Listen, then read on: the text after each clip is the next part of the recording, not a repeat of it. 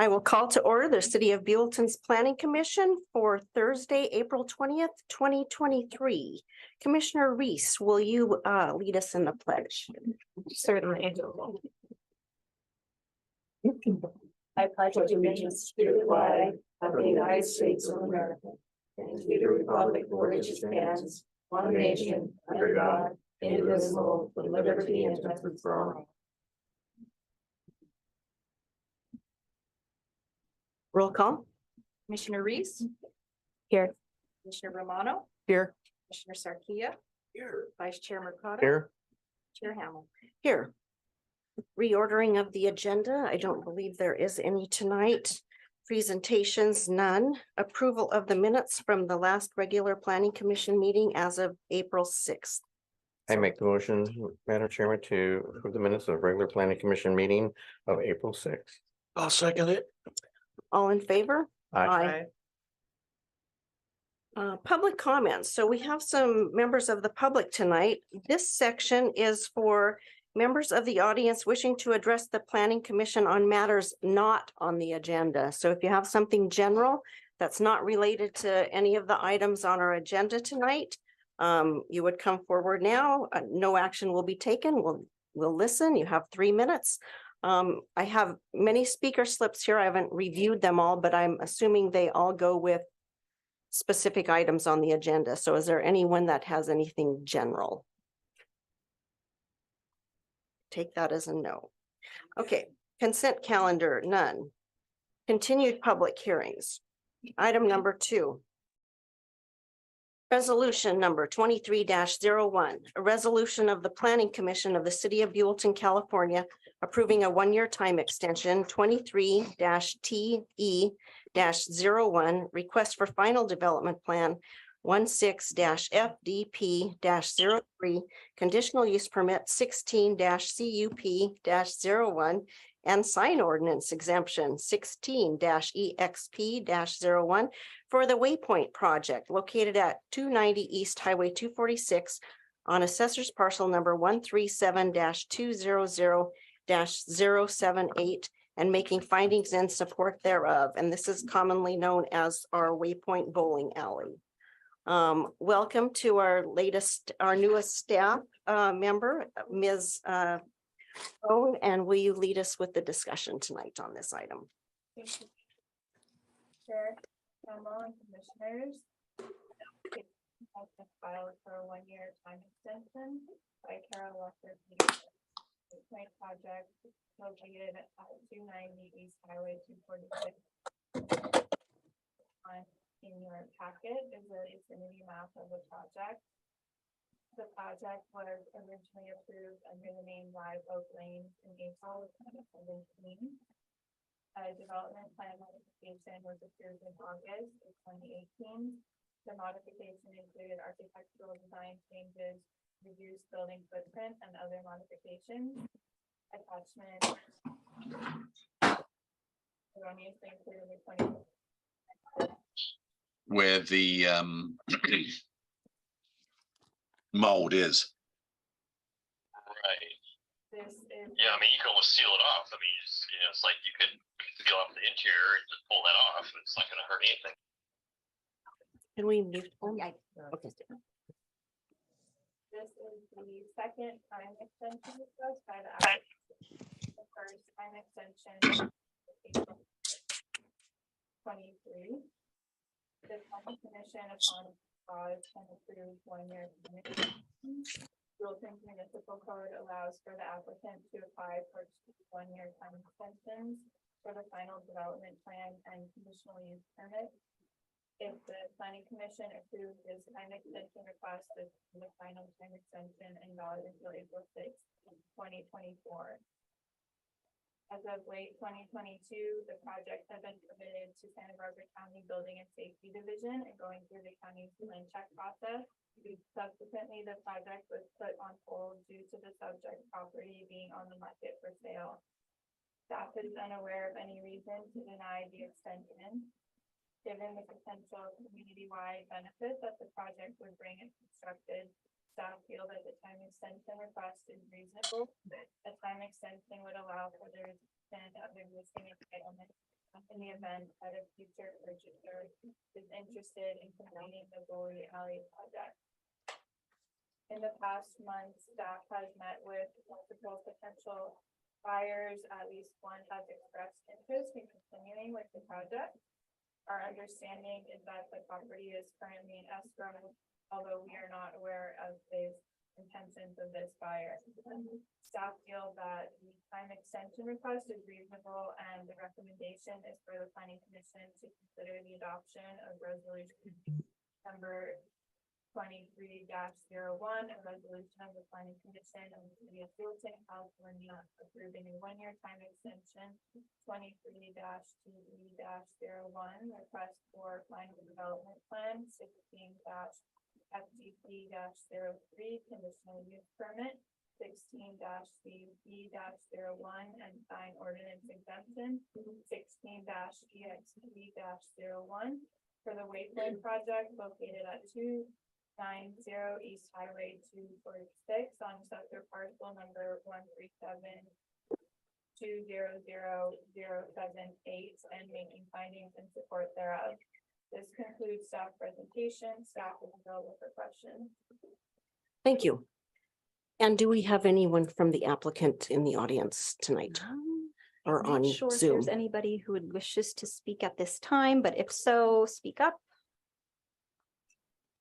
Doesn't look like it. Okay. Commissioners, any questions for staff? Commissioner Reese? Not at this time, thank you. Okay. Commissioner Romano DeFazio? No questions. None None here here either. Thank you. Vice Chair Mercado? No. And I also do not have any. This, and there's no one here representing the applicant. This is a continued public hearing. I will open it up at this time for public comments. I have various speaker slips here. They look like they're all for agenda item number 3 and not for the Waypoint Bowling Alley project. So if there is anyone, give me a quick raise their hand if there's anyone on Zoom. Okay, I will close the public comment then for this item. And is there a motion? Madam Chairman, I'll make the motion to accept resolution number 2301 as stated. Thank you. I'll second. Okay, roll call. Vice Chair Mercado, Aye. Commissioner Romano, Aye. Commissioner Reese, Aye. Commissioner Sarkia, Aye. Chair Ham. Aye. Motion passes 5-0.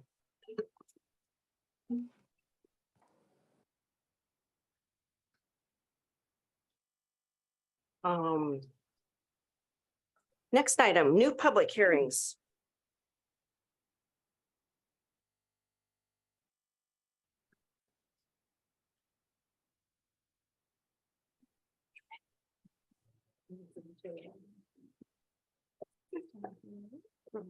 Resolution. Item number 3, resolution number 23-03. A resolution of the Planning Commission of the City of Buellton, California, approving a final development plan 21-FDP-04 for the Shannon Wine Project located at 291 Industrial Way, assessors parcel number 099-690-027, making findings in support thereof. Ms. Tucker, will you lead us? Thank you, Chair Hamel. As stated in the introduction, this is an application for a final development plan for the Shannon Winery project. Located 291 Industrial Way. The owner is Gavin Shannon of Shannon Winery, and the applicant is Brian Ridley, Bracket Architecture, both of whom are in the audience this evening. Up on the screen before you, you have the vicinity map and the zoning maps. The vicinity map on the left shows where the project is located. It's at the corner of Industrial Way and Highway 246. So it's at the entrance to the Industrial Way corridor. The property is zone CS, which is service commercial, and it generally allows for the proposed land uses that the project is proposing. The application consists of a final development plan as stated. It would be to develop a commercial project to, perhaps go to the next slide. A commercial project for the Shannon Winery, and it also consists of development plan modifications to the final development plan. And I'll get to those in a minute, but first, I'd like to go through the site itself. It's just a little under 1 acre. The existing use is vacant undeveloped land. I mentioned the zoning is CS, service commercial. In this zone, there's a maximum height limit of 35 feet, and the proposed project is 28 feet, 8 inches. There's no lot coverage maximum for this zone. So the building footprint is, not anywhere near close to what even the least, the most strict lot coverages for the anywhere in any other zones, but there is no maximum in this one. We're not. Sorry.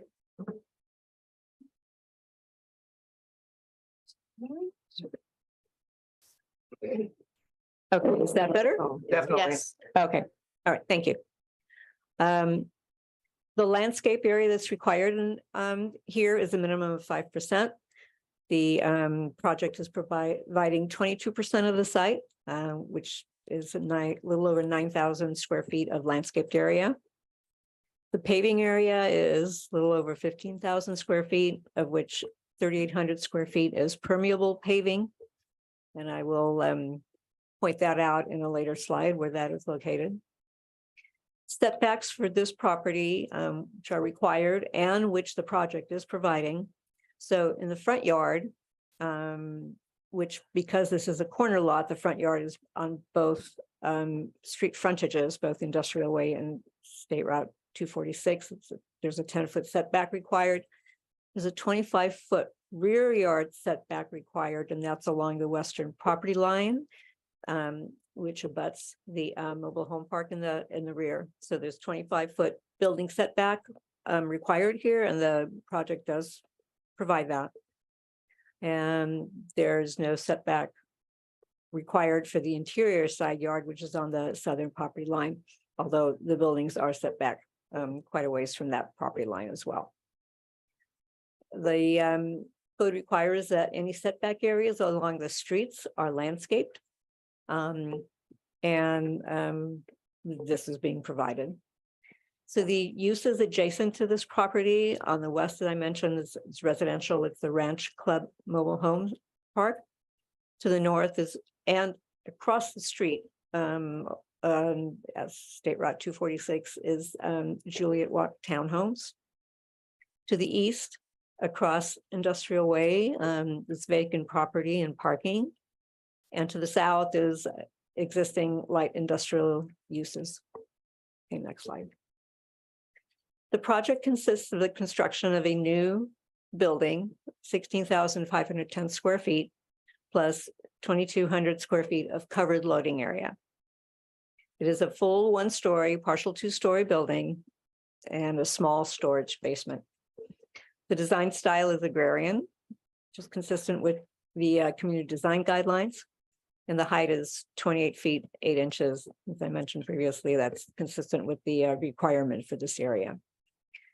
The building would house the operations of Shannon Wine Company, and the uses would include a tasting room, office area, a production area, barrel, bottle, and dry goods storage, and a bottle archive, which is in the basement.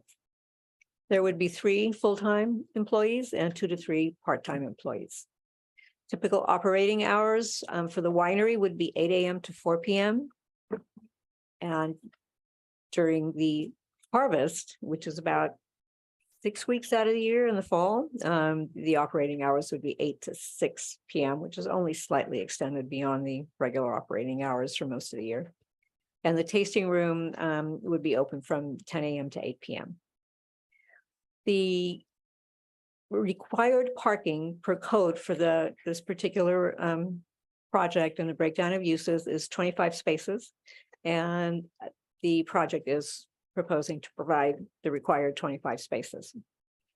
Access is provided along Industrial Way through one two-way driveway, and this is via relocation of an existing driveway. The driveway is being moved a little bit further south away from State Route 246. And then there would be an additional one-way driveway that serves the internal circulation, and this would continue through the site and exit up along Highway 246. This would be exit only, right turn only driveway. It has been reviewed by Caltrans, which has jurisdiction over Highway 246, and they have found that activation of the driveway it would be permissible, and an encroachment permit would be required. Next slide. So the project permits, as I mentioned, the final development plan, which is 21-FDP04, which is before you this evening. And 2 development plan modifications being requested as part of this approval. And both of these are to be found in the fencing and screening requirements in the code. The first one is fencing and screening abutting residential zones. And this would apply to the rear property line that's shared with the mobile home park. The code requires that a 6-foot high decorative masonry wall and trees or other plant material be provided for screening to buffer the 2 uses. The exception being requested is to allow the fence to be a 6-foot high decorative wood and steel post fence, leaving the existing fence in place. Because by leaving the existing fence in place, it would preserve the existing row of mature oak trees that provide screening between the 2 properties. So in essence, the project is proposing an additional row of fencing to further buffer the 2 uses. The second development plan modification being requested is also a fencing and screening item. And this is applies to where property is on the opposite side of an existing or proposed street that is zoned for residential use. And what they're proposing that in lieu of a 3 feet high decorative masonry wall along the entire street property line, to allow the building facade and its concrete wainscoting, as well as the site wall interspersed with the articulations in the building facade and landscaping to in essence form an aesthetically pleasing decorative wall and effective screening barrier along Highway 246 and for the residential uses that are on the opposite side of State Route 246. All right. Additional permits that would be required, and this would be at a future phase during construction review. Would be a sign permit, which would include lighting for the signage as well, a solar permit for future solar panels to be constructed on the roof, Caltrans encroachment permit, an industrial waste discharge permit, which is required for all wineries, and other permits that may be applicable incidentals along the way. All right, next one. So this is where we review the project for consistency with city standards. So the first and overarching standard we review for is the general plan. And the proposed uses appear to be suitable for the site and consistent with the general plan land use policies that encourage businesses catering to the needs of agricultural operations to be located in the CS zone. And this recognizes that Buellton is located in an agricultural community, and it encourages businesses that do support the local economy. So the service commercial land use designation was intended for heavier commercial and or light industrial uses that often need large lots and buildings. And it encompasses uses such as food processing activities, which include wine production, such as what is being proposed by the project. Specific applicable land use policies include L35, which encourages agricultural support businesses on appropriately designated lands so that Buellton remains a regional center for agriculture and the rural residential areas in the surrounding area.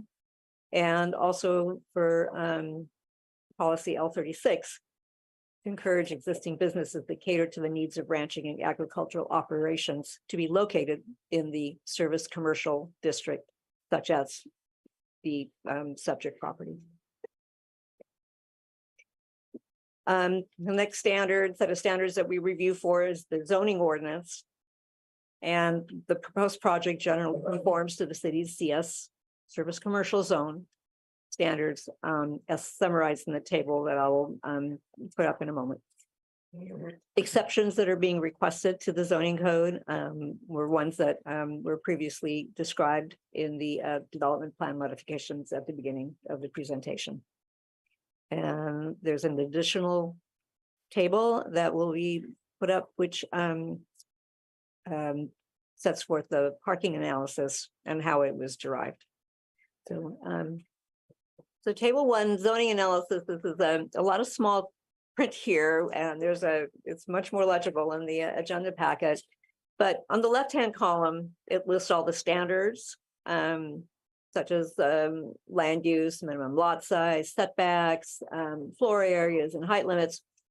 The middle column sets forth the specific requirement for the commercial service zone. And the last column sets forth whether or not the proposed project is consistent with the ordinance requirements. And the project, as proposed, is found to be consistent with all of these standards required by the zoning ordinance. Next. This table is the parking analysis. And it just shows how the required parking was derived using the ratios set forth in the zoning ordinance. And the bottom line is that the proposed project requires 25 parking spaces, and they are providing 25 parking spaces. Included in these 25 parking spaces is one ADA accessible, handicapped accessible space as required by code. It also includes one space for an electric vehicle charging station. And in addition, there is loading space provided as required by code, which is a minimum of a 10-foot by 30-foot loading space. They're also providing a bicycle rack to be able to park 8 bicycles. Slide, please. So this is the site plan of the proposed development.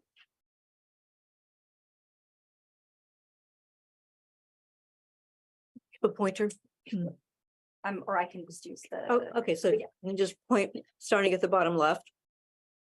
To the driveway that enters the site. Along this side. On the bottom right, I'm sorry. Sorry. Turn around. So this is the two-way driveway that comes in from Industrial Way. There's 11 parking spaces provided in the front area, and there's permeable paving located here. The 11 parking spaces adequately serve the retail and the administrative uses and the office uses up front. Further back in the slightly different colored paved area are 14 angled parking spaces, which are located beyond a gated area, and which would be open during business hours to provide adequate parking. But this in essence serves employees, it serves overflow parking, and it provides internal circulation to the back of the site where the loading area is located, and where Andre is pointing out right now. And that loading area is located under a covered extension of the building, and also shielded by a perimeter wall along the west side. And the intent of this is to really provide an additional buffer to the residential uses to the rear, recognizing, that those are uses that are in close proximity. And the applicant's desire to mitigate to the greatest extent possible any noise that may come from the loading activities. Which I may add, and the applicant can adjust this further, they do not anticipate frequent deliveries. The nature of their business is a very low intensity business, and they do not have frequent deliveries that would be coming. Probably about one a week, 1 or 2 a week at the most. Anyways, next slide, please. So this is a floor plan of the proposed buildings. And again, starting from the lower right, this is where the driveway enters to the main parking area. The tasting room and the office uses are in the front there, easily accessed from Industrial Way, which is the furthest away from the mobile home park as possible. So the main activity and the in and out would all be along, well, most of it would be along Industrial Way. In this front area also is the basement storage location for barrel storage, as well as a small second story office. So going a little bit further along the southern property line is the production area. Again, the covered loading area provides access internally to this production area. And then going up to the top left, there's 2 storage areas. The one on the left is the dry goods storage, and the one further to the right is the barrel storage. And again, the applicant can address this further, but from what I understand, that the nature of their business involves long aging of their wines. So the reason for the the storage area that they have is to enable several vintages of wines to stay there aging for however long they need to, which is a very low intensity use. Both of the storage areas would be very low intensity, low activity uses. Okay, next, please. So this is the proposed landscape plan. It also includes the locations of the exterior lighting. So, let's see. So perhaps we can again start at the lower right, against that along that main entrance. We go in along that southern property line. There are existing oak trees, which would be preserved. Going further along the western property line, there are existing oak trees along the western fence line there that are mature oak trees that will be preserved.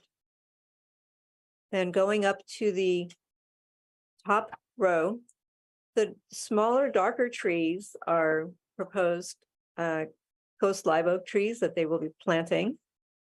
The larger tree in the middle is a healthy tree that will be a live coastal live oak, healthy tree that will be preserved. There are 2 additional trees that would be removed on site. One is a large 48-inch coastal live oak, which has been determined to be declining and is a potential safety hazard. And there is one other oak tree that would be removed to accommodate the building. Moving over to the right frontage along Industrial Way, there's 3 additional coast live oak trees to be planted. So a total of 8 new live oak trees would be planted on the site. Okay, next slide, please. So this just shows the lighting fixtures that they're proposing, and they're the ones that are circled in. Could I ask a question really quickly on the previous slide? Yep. You didn't address the ones in the middle that look like they're in a courtyard? Oh, okay. Those are new trees. Those are all new trees as well, right? Yeah, those are new evergreen shade trees. It was olive trees. So that's a little courtyard there, kind of serving the internal aspect of the property, intended to serve as a buffer between the tasting room and the production storage areas, and the, the back of the tasting room opens up to that internal courtyard, which is proposed to be landscaped. Okay. So the light fixtures that are proposed are all downward lit as required by our code, night sky friendly, 3000 Kelvin or less as required by the code. So they're compliant light fixtures. So this is the series of slides showing elevations and perspectives. So this is the first slide. The top image is the rear yard, which is adjacent to the Ranch Club Mobile Home Park.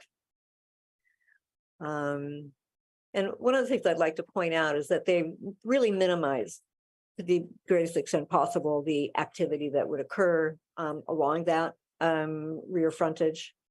There's minimum windows there so that they really tried to contain whatever sound. And I understand there's not very much sound occurring in the storage areas that are storage. Minimize to the greatest extent possible any noise or fumes potentially that could be emanating from the property.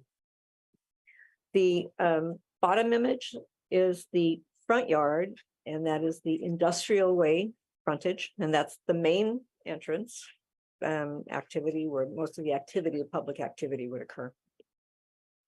Okay. And then the two others. So the side yard, that's the top image is the side yard, which is the southern frontage along what is the existing Coast Water Authority. Coast Water Authority property there. And it's mainly, that's a commercial industrial use as well. And the bottom image is another front yard because both of the street frontages are considered front yards.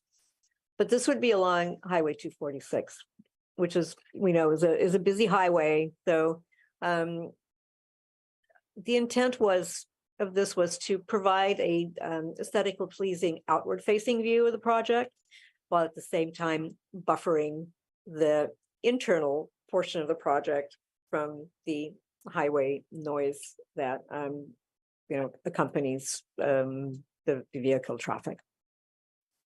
Next slide. So these are perspectives, it's just renderings of what the project is envisioned to look like. So I'm pretty sure that the architect will have some additional imagery to present about the project, or we can bring these back up if there are questions about it. Next slide, please.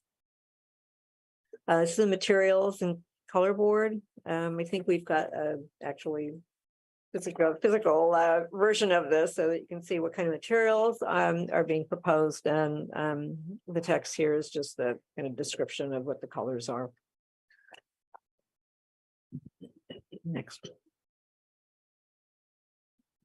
So this is a depiction of the sign summary. There are two monument signs being proposed, which are the two top signs, and they're allowed. Two monument signs. The one on the top left would be at the corner of Industrial Way and Highway 246, kind of as a gateway entrance into the Industrial Way corridor.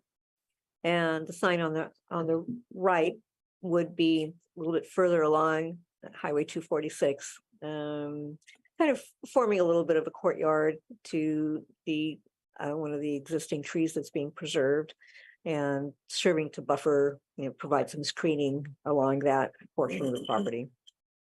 The bottom two slides, the one on the left is a suspended sign at the entrance to the tasting room. That's along the main parking lot area there. And the sign on the right is a wall sign, again, depicting the Shannon Winery logo. So this is the conceptual sign summary at this point. They will be required to apply for a sign permit as part of the building construction set. And that will further detail, the materials and the lighting to be provided as part of the signs. But on the next slide is a summary of the square footage of the signs that they're proposing and the allowed sign area. So the allowed sign area for this particular property, which is based upon the amount of linear feet that they have as frontage along the two roads.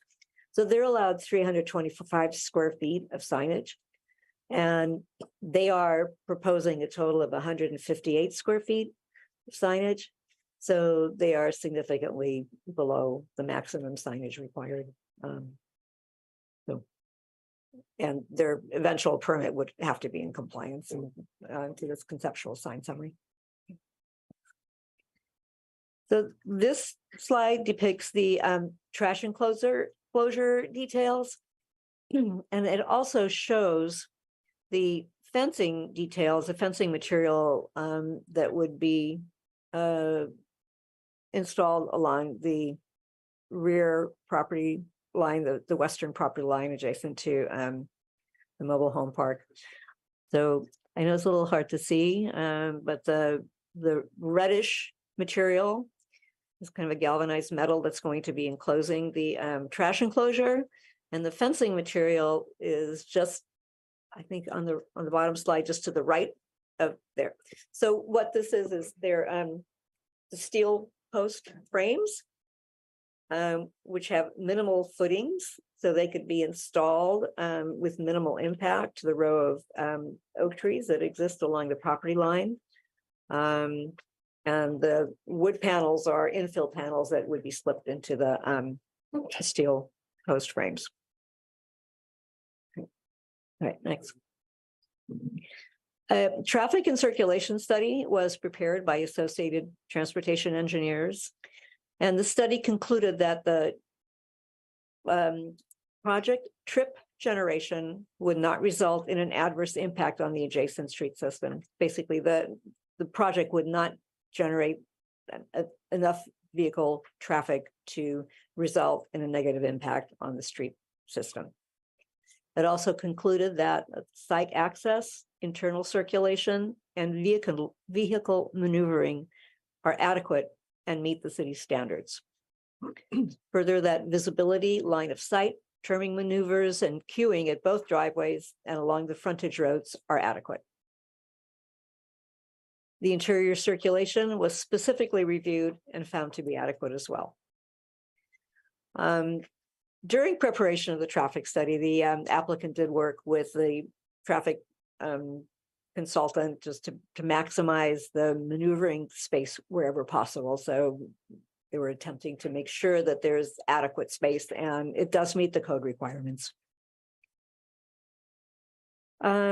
So I think I mentioned this already. Vehicle ingress egress is via the one two-way driveway on Industrial Way, and the additional exit is along Highway 246 driveway. Okay, we can go on. So this just further illustrates the slide that shows the improvement plans. I would just like to point out along the right side, there's a driveway in the top circle there. That's an existing driveway. And there was a previous iteration of this project that was proposing to use that. And as the comments came in, it was found that that's probably not the best place for a driveway because it was so close to Industrial Way. So the applicant really shifted around the layout of this project to accommodate relocating the driveway and making a better circulation plan for the property. And so they moved the driveway further south, which is the bottom circle that you see there. There's permeable pavement, as I mentioned, right along the entrance there, which just gives an aesthetically pleasing entrance to the property. And if we go along back to the, again, on the left side to the rear of the property, that is also permeable pavement back there. And that was put in kind of responding to the recommendation of the arborist that felt that permeable pavement would contribute to the long-term health of the existing mature trees that are located between the mobile home park and the proposed project. And then again, the circle at the very top is the existing driveway along Highway 246, which is on the Caltrans property. All right, next slide, please. This slide I put in, which shows how the traffic study and the applicant were working on taking a look at the traffic maneuvering within the project, how the cars could pull in and out of the diagonal parking, which is the cars in the red. And then to the left, it's a little bit hard to see because they're shaded, they're black and white, but the dotted lines there show how the delivery trucks would actually pull into the loading area and how they could pull in and out of there and make those turns, which was a concern previously at the preliminary review by the Planning Commission, that the circulation appeared to be very tight in that area.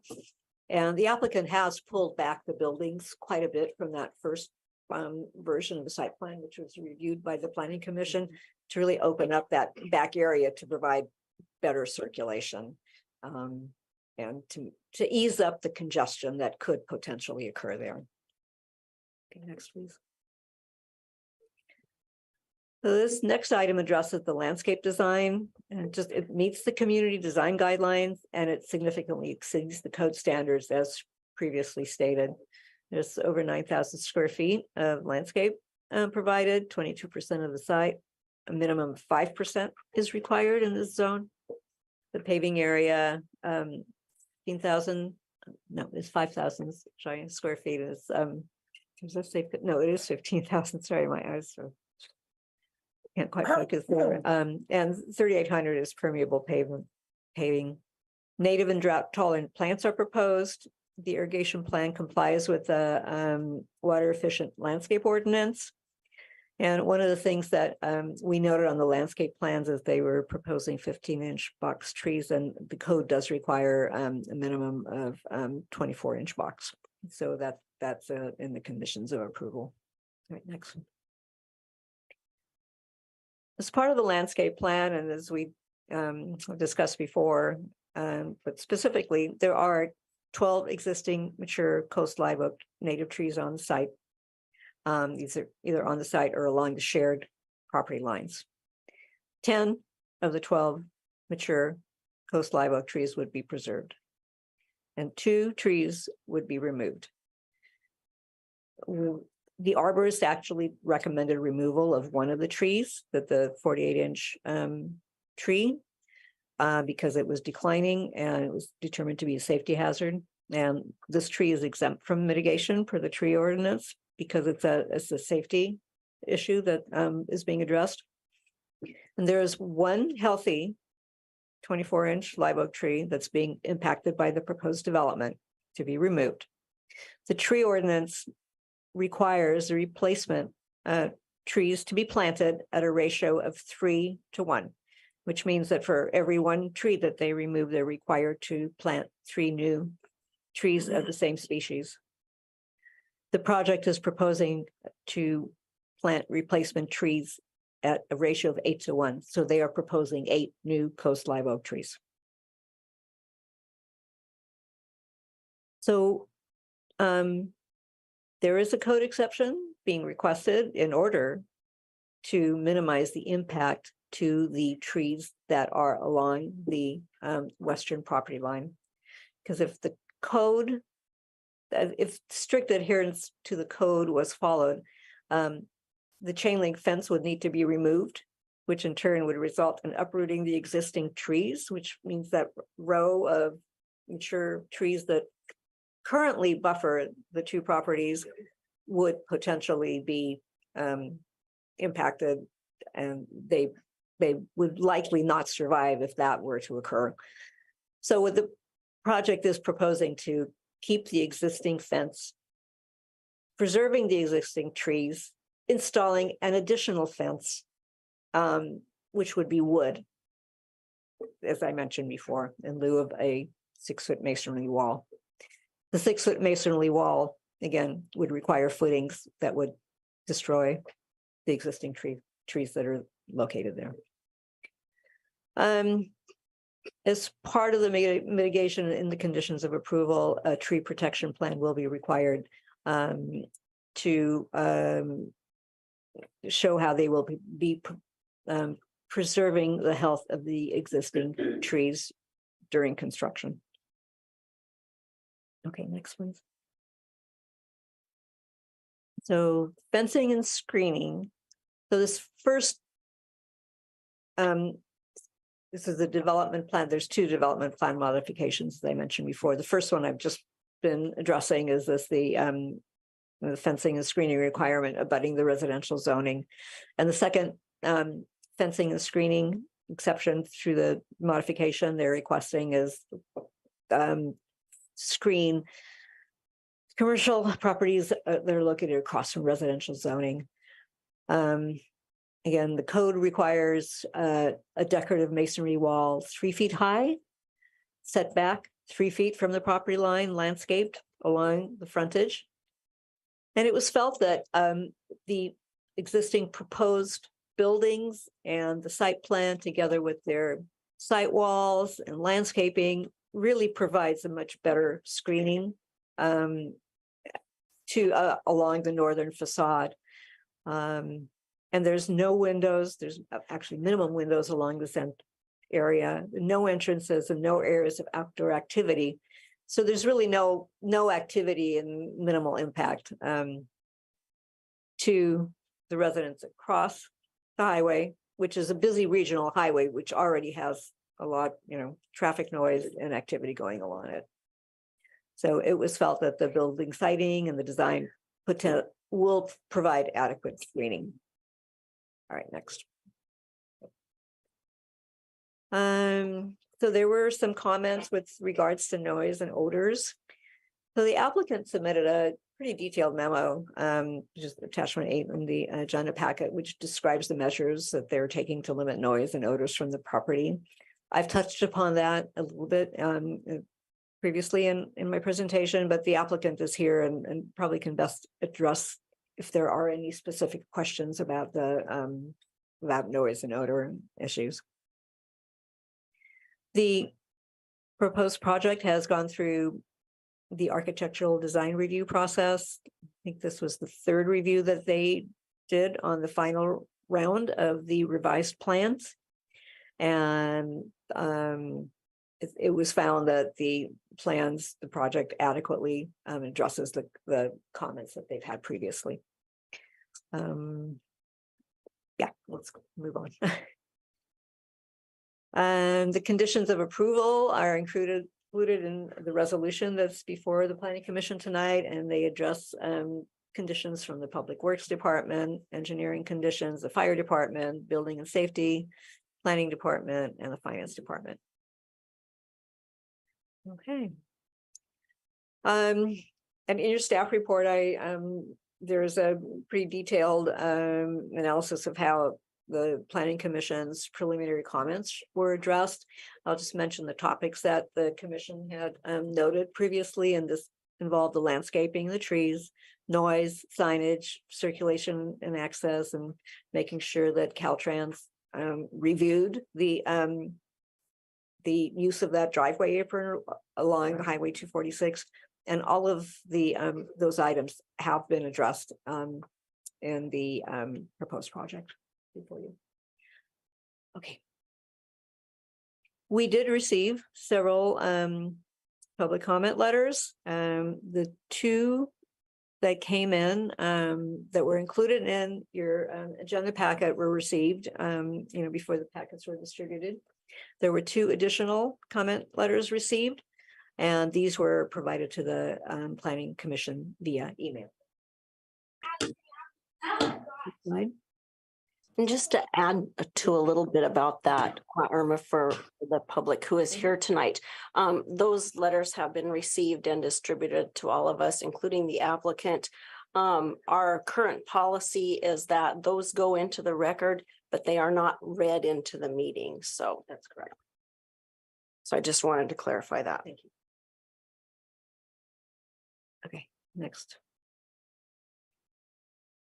In terms of the environmental review of the site and the proposed project, So this is exempt from environmental review as the site, as well as the proposed project, meets the criteria for categorical exemption under CEQA guidelines. And it specifically is the class 32 categorical exemption for infill development.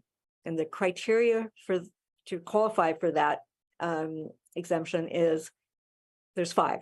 So number 1, the project is proposed on a site of no more than 5 acres, surrounded by urban uses, located within city limits and without any habitat value. Number 2 is consistent with the applicable general plan designation and general plan policies and zoning designations. That the project would not result in significant traffic, noise, air quality, or water quality impacts and can be served by public services and utilities.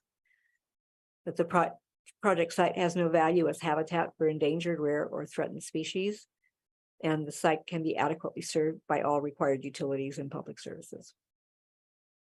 The no adverse impacts have been identified with this project through the incorporation of conditions of approval. And specifically, a traffic and circulation study was completed and concluded that the project would not result in any adverse impacts upon the adjacent street system, and that the circulation was adequate and meets the city standards. Okay, next. So the recommendation before the Planning Commission this evening is that the Planning Commission consider the adoption of resolution number 2303, approving the Shannon Wine Company project, specifically to adopt the resolution, which is a resolution of the Planning Commission of the City of Buellton approving a final development plan 21-FDP-04 for the Shannon Winery project at 291 Industrial Way, assessors parcel number 099 690. After 3 years of not being able to celebrate our anniversary. And making findings in support thereof. And we have one clarification that we would like to propose for the Planning Commission to consider. In reviewing the conditions for the tree preservation requirements, at first we included language in there that the tree protection plan would need to be submitted to the planning department for a subsequent review, and that would include a peer review. But after looking at the potential results of the tree preservation plan and what recommendations they would make for ensuring to the greatest degree possible the health of the remaining trees, and in particular tree number 2, which was pointed out to be located potentially close to the building footprint.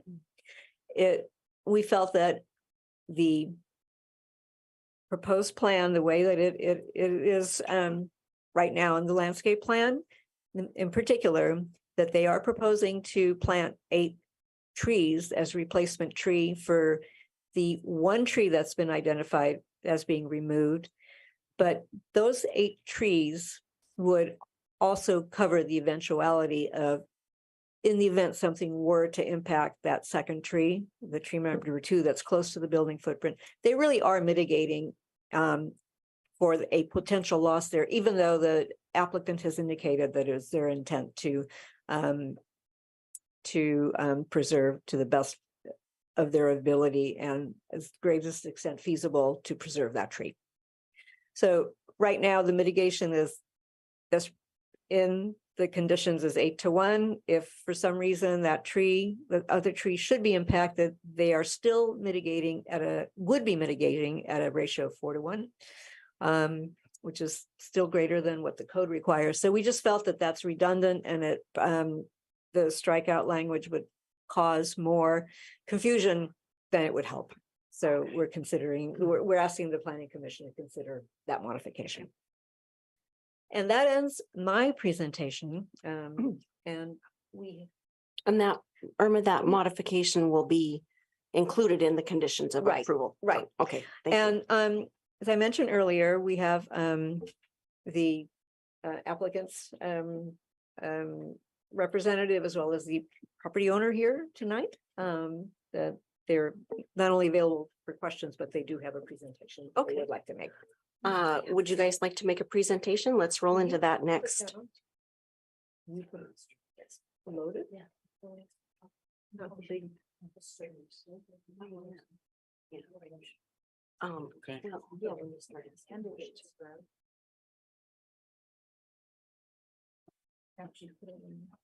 Okay. I brought. I can go back. Yeah. Before we get started, can I ask for a point of clarification?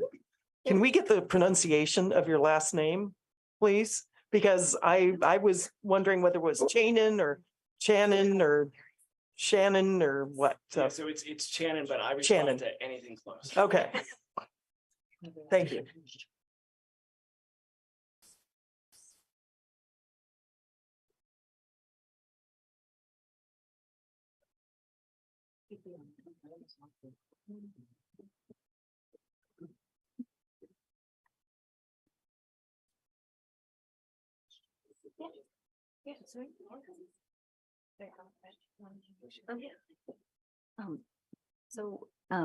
Sabina's going over to grab the applicant's presentation. So I would suggest maybe that if the planning commission at this point has any questions for staff, Okay, maybe those can be addressed. we'll at do this that. time. Okay, so we'll roll to questions and we'll start with Commissioner Reese. Thank you, Chair Hamel. I don't have any questions at this time. Maybe after the presentation I will, but the staff report was very clear. So thank you. My turn. Sorry. No, let me say it. Please. Commissioner Romano DeFazio. Thank you, Chair Hamel. I actually have questions for the property owner and Okay, representative, so I will hold. okay. Thank you. So we'll move over to Commissioner Sarkia. Anything for Irma? No, I remember in the last meeting, we discussed the loading traffic circulation, and I saw that they addressed that. And the 2 trees that they're gonna go 4-to-1 is even better than the 3-to-1. Yeah. Thank you. And Vice Chair. No questions, great staff report. I have comments for the applicants later. Okay. And I also do not have any questions. Thank you, Irma, for the presentation. And thank you to the applicant and his team for, this is the 3rd time we've reviewed this project. They've always made the changes. They've addressed our comments, concerns, questions all along the way. So looking forward to the presentation. I'm going to step aside for a second and grab the materials board while we're waiting for that. And we can, maybe we'll have questions on that.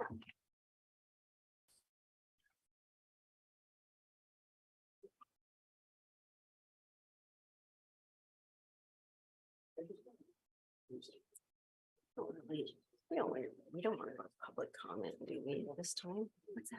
We don't want to go to public comment at this time. Yeah. I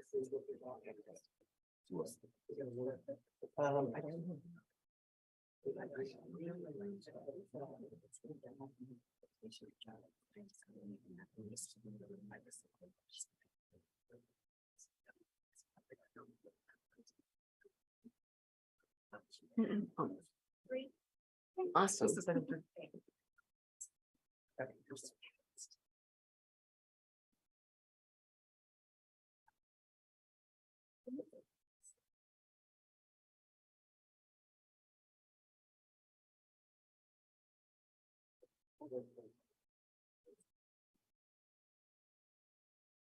think it's up more than just. No, I don't think Marcelo's on.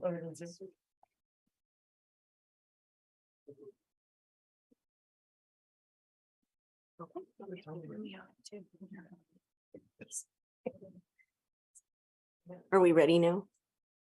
Think so. Okay, Yeah. thank you. Oh, would you introduce yourself, Of course, please? absolutely. Good evening. My name is Brian Ridley. and I'm the principal architect for Bracket Architecture, which is a small design office based in San Luis Obispo. I've been a Central Coast resident for 24 of the last 27 years, and I've been working there for over 18 years now. So thank you, first of all, commissioners, for your time tonight. I'm excited to share this project with you as it's developed again, updated and adjusted since we were last here. I believe that the project blends Gavin's goals with the local planning directives, commissioner feedback, and ultimately results in a project that provides an appropriately scaled light industrial building complex to serve as the home of the Chain & Wine Company. And thank you also to Irma Tucker for her thorough presentation and review of our project. Excuse me for a second. Yes, We please. have, I have somebody on Zoom who would like to speak in public comment and only has a few minutes to speak. So they're asking for confirmation. I apologize, whether or not they can make their public comment now, and I'll just leave that at the discretion of the Planning Commission as to whether or not. I would rather wait even, Okay. yeah, let's get through the presentation. I know, somebody's thinking that's fine, but. Hi. They can always send it in an email to us too, and we can include it into the record. Okay, go ahead. Yeah, thank you. Yeah, so we've worked with Irma over many, many months. It may be years at this point, but we really appreciate the interface with the City of Buellton Planning Department. My goal tonight is to provide some context and reasoning behind the project design. And so we can we'll just jump into that. So next slide, please. I don't know that your microphone is on either. I'm not sure. Is it? Okay. I think, Oh, there we go. Yeah. Now yeah. Is that better? Really close. Okay. Get it right in my snout There there. you go. Okay. All right. So working within the built-in design guidelines, we set out to utilize the agrarian style, which is one of the 4 or 5 recommended styles for the city. It's described as an unadorned and utilitarian stemming from agricultural traditions. And this feels entirely appropriate for the Chain & Winery, which is a wine production facility, requires utilitarian functionality and is based in the agricultural traditions of the region. Further, the guidelines state that agrarian style buildings are often simple in geometry and arranged in clusters.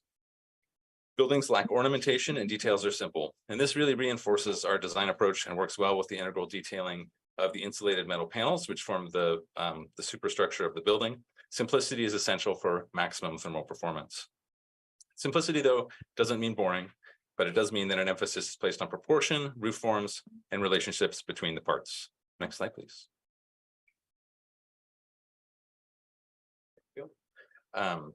So the site, as discussed previously, is zoned for service commercial, of which a winery is an allowed use. Of potential uses of a CS zone lot, this small scale winery is a low intensity one characterized by limited industrial operations and hospitality operations in the form of a tasting room that occupies less than 10% of the building. Next slide, please.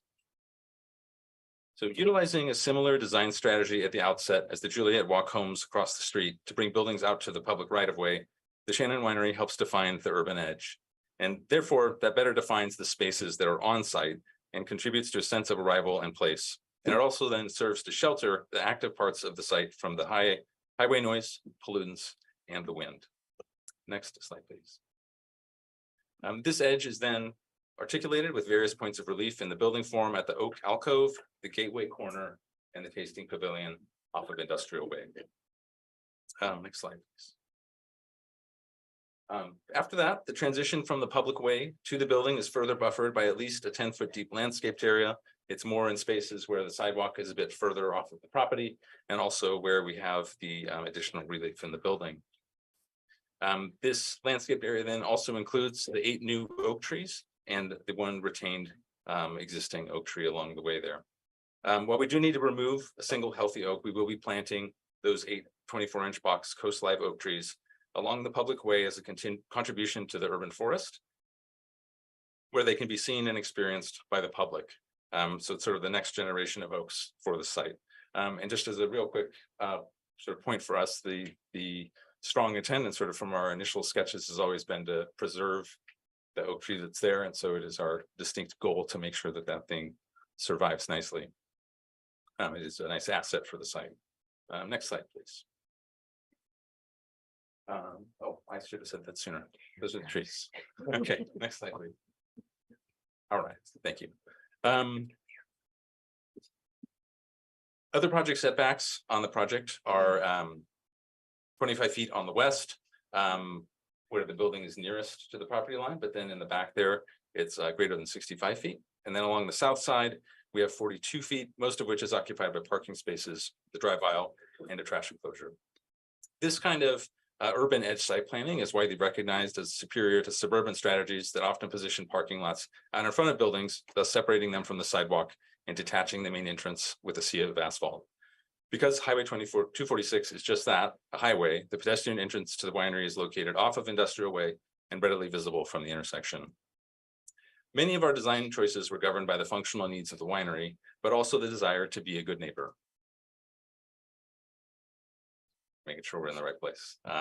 So site ingress and egress are located as far from the intersection as possible to eliminate queuing issues and thus focus customer forward functions at a maximum distance from the residential neighbors on the west. Next slide, please. The additional parking areas are positioned along the southern property line and parallel the parking and aisle of the adjacent property to the south. So this pairs similar site uses vehicle to vehicle and also conceals the winery's parking from Highway 246 and limits its exposure along Industrial Way. Overall, site parking is located away from the residential neighbors as much as possible so that any frequent in and out site traffic is held away and generally pairs with the parking areas of the commercial building to the south. All of these areas are fenced from nearby property view. Next slide, please. The trash enclosure was also located near the front of the site with an architecturally integrated design so that waste haulers do not have to pull all the way into the site, thus keeping the noise and any truck odors far more away than 150 feet from the adjacent lots. Most lots in this area, as you go down Industrial, have sort of positioned their trash and refuse and a lot of other things as deep and as far away from the street as possible. And we felt that it was much more important to sort of bring that forward, keep that use away, and conceal it in something that was purposely built to match the building. Next slide, please. All right. As noted in the staff report, the development of this vacant corner lot serves as a prominent gateway to the remainder of Industrial Way. This further justifies the positioning of the buildings out near the intersection to reinforce the edges of the right-of-way and provide a legible physical presence. As you head down Industrial Way, you find that most of the buildings follow a similar pattern with the buildings near the street and the parking along the longitudinal property lines and behind. Next slide, please. We make a transition in scale from the storage building that's along Highway 246 down to the tasting pavilion and the pedestrian entrance. So as you sort of approach the building as a user, it gets smaller and more detailed. Visitor parking is screened both by landscape, site walls, and enhanced paving supports trash trucks, and permeable pavers improve on-site stormwater retention. Next slide, please. Where we have project signage, they're scaled to their location. So out by the road, they're larger, but then as you get closer with the suspended sign, it sort of scales down to the human scale. The large address numbers are provided for the fire department. They like them big. Next slide, please. Bicycle parking is conveniently located near the entrance, and large overhangs informed by agrarian porches define and shelter the entrance to the tasting room. Next slide, please. The Highway 246 elevation shows how the staggered gable roof form is the tallest portion of the building further back from the street, which serves to provide multiple roof planes and visual interest. And I'd just like to reiterate that the building height maximum is well below of the building is well below what is allowed. So it's 35 feet allowed, and we're down at 28.8. And that's really at the peak, sort of the highest point of the portion of the building on the right. From there, the roof slopes keep the perimeter walls shorter as it approaches the street and the usable areas of the site. And then also we've stepped the building down for reduced building heights at the property corner and at the oak alcove, thus exaggerating the reliefs off of the right of way. And in this view, you can also see how our material selection follows the design guidelines and forms a restrained palette that will serve as an elegant background to the landscape and trees that surround the site. Has the board had a chance to sort of circulate? Okay, great. Next slide, please. And so this is just a kind of an additional summary of that. I think the only material that's on the board that's not on here is the weathering steel. So the weathering steel is just used in application at the site gates and in the site signage. So that was just one piece that didn't make it into there. I wanted to make sure that you had that in front of you. Overall, though, the insulated metal panels form the primary exterior material and are used in three main ways: a standing seam panel roof, finely textured wall panels with expressed ribs, and wall panels with deeply creased corrugations. The smaller public-facing building that houses tasting and office functions contrasts the metal surfaces with reclaimed wood siding. Site walls and the storage building wainscot are fashioned of cast-in-place concrete masonry. Windows and doors will be of slender aluminum frames subdivided into smaller panes at a human scale, which is evocative of older agrarian structures. And then I had just quick comments, I suppose, on the development plan modifications. I think Irma covered them well with the fencing and screening, but effectively, the modification to the fence on the residential side was really based on preservation of the mature trees there and finding a way to work in and amongst them with a lighter form of construction. The masonry wall, would have a continuous concrete footing, which is generally unfriendly to all of those tree trunks. And I just want to also make sure that that fence will still be a solid fence. The wood infill panels will not be gapped. So we'll get a full visual opaque barrier there. And that also will help with any little bits of noise. The fencing and screening between the winery and the highway, I believe, is rendered unnecessary by the placement of the project's building. The requirement is for that 3-foot wall, which really seems intended to screen parking areas and potentially some commercial activity, none of which we really need to screen since the buildings are serving as that initial backdrop. All right. Be my last slide. You go to the next one. Yeah, perfect. So we do have all of the project plans available if we need to pull anything up. The last bit I was just going to speak to was regarding the correspondence from the public and some concerns about the proposed project. And I'm sure that there are some people to speak their concerns tonight, and we're happy to hear those and respond to them as much as possible. But there seem to be three sort of categories of concern. One is certainly about the tree protection. And so we've really taken a strong look at all of that. We've had the certified arborist with all of their recommendations. And based on all of the site planning and the efforts to position the building as we have, our goal is really to focus on single oak protection, the removal of the, I believe they say senescent oak tree, the sort of old and decaying one.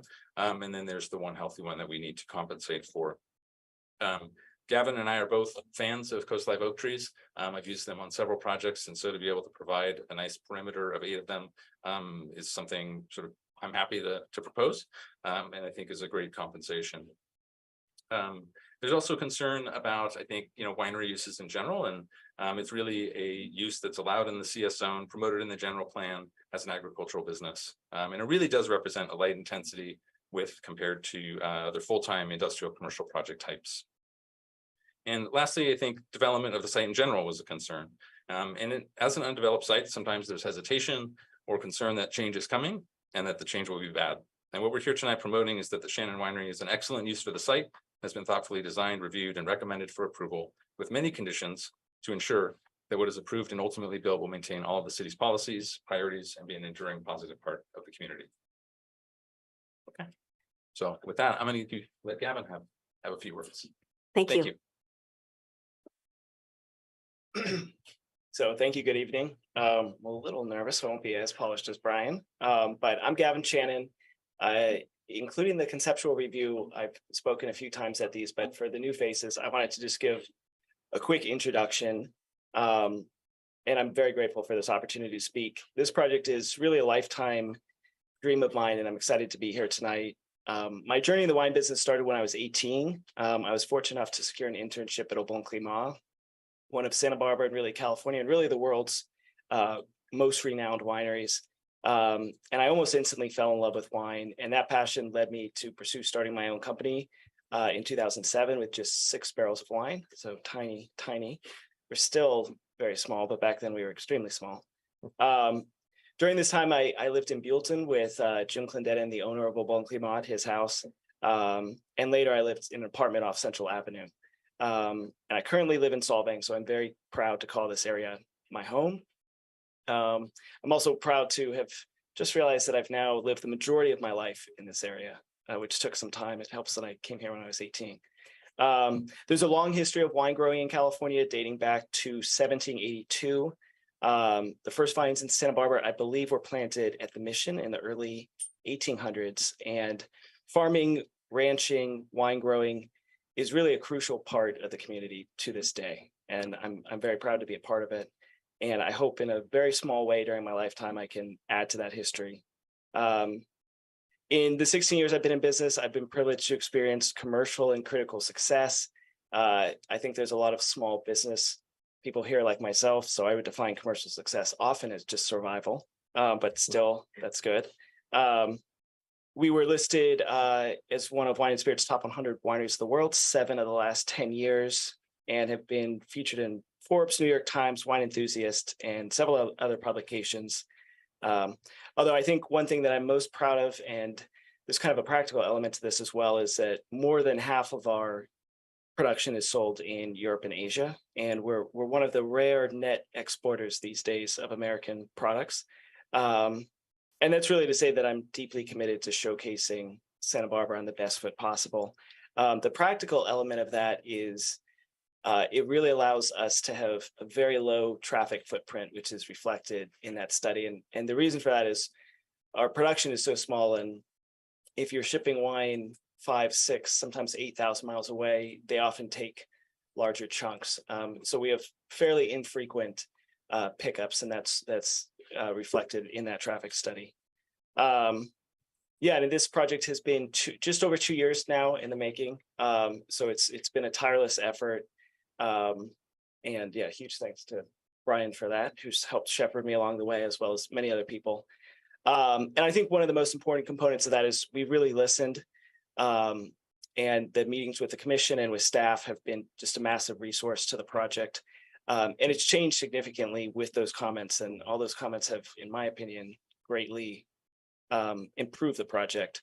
Originally, the input from the city is they would love to see the property be a gateway to Industrial Way and kind of be a gem on that street. And I think we have succeeded in this. I think everyone, us included, wanted the building to be inviting to the community. And I certainly think and hope that you guys agree that we've succeeded there as well.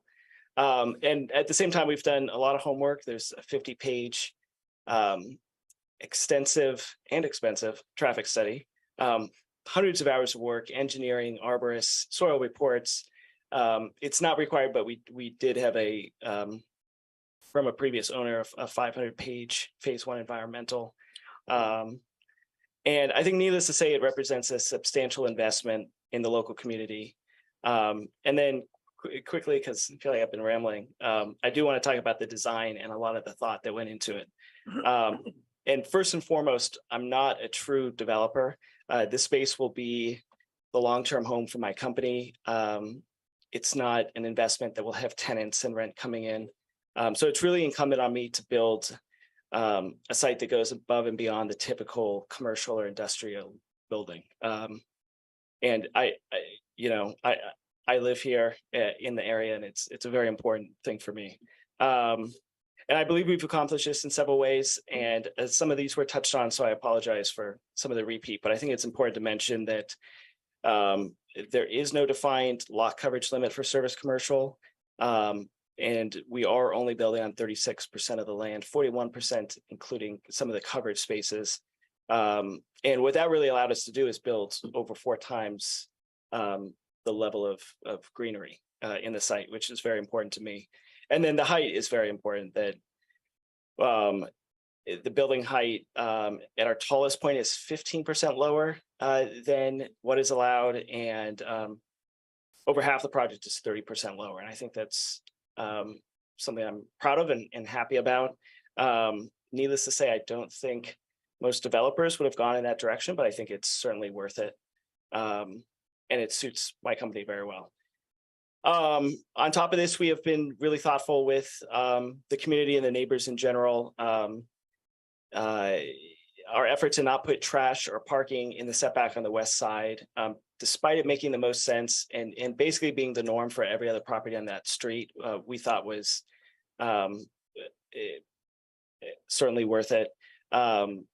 We also kept that public retail element, which has been mentioned a few times, as far away as possible on that east side.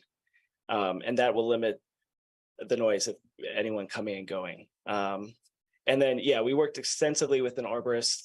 Those who have heard me speak before knows that's been a part of this project since day one. And yeah, as kind of a permanent home for the company, I really look forward to watching the 10 trees continuing to grow and thrive, and then many new trees coming in and becoming a permanent part of this area.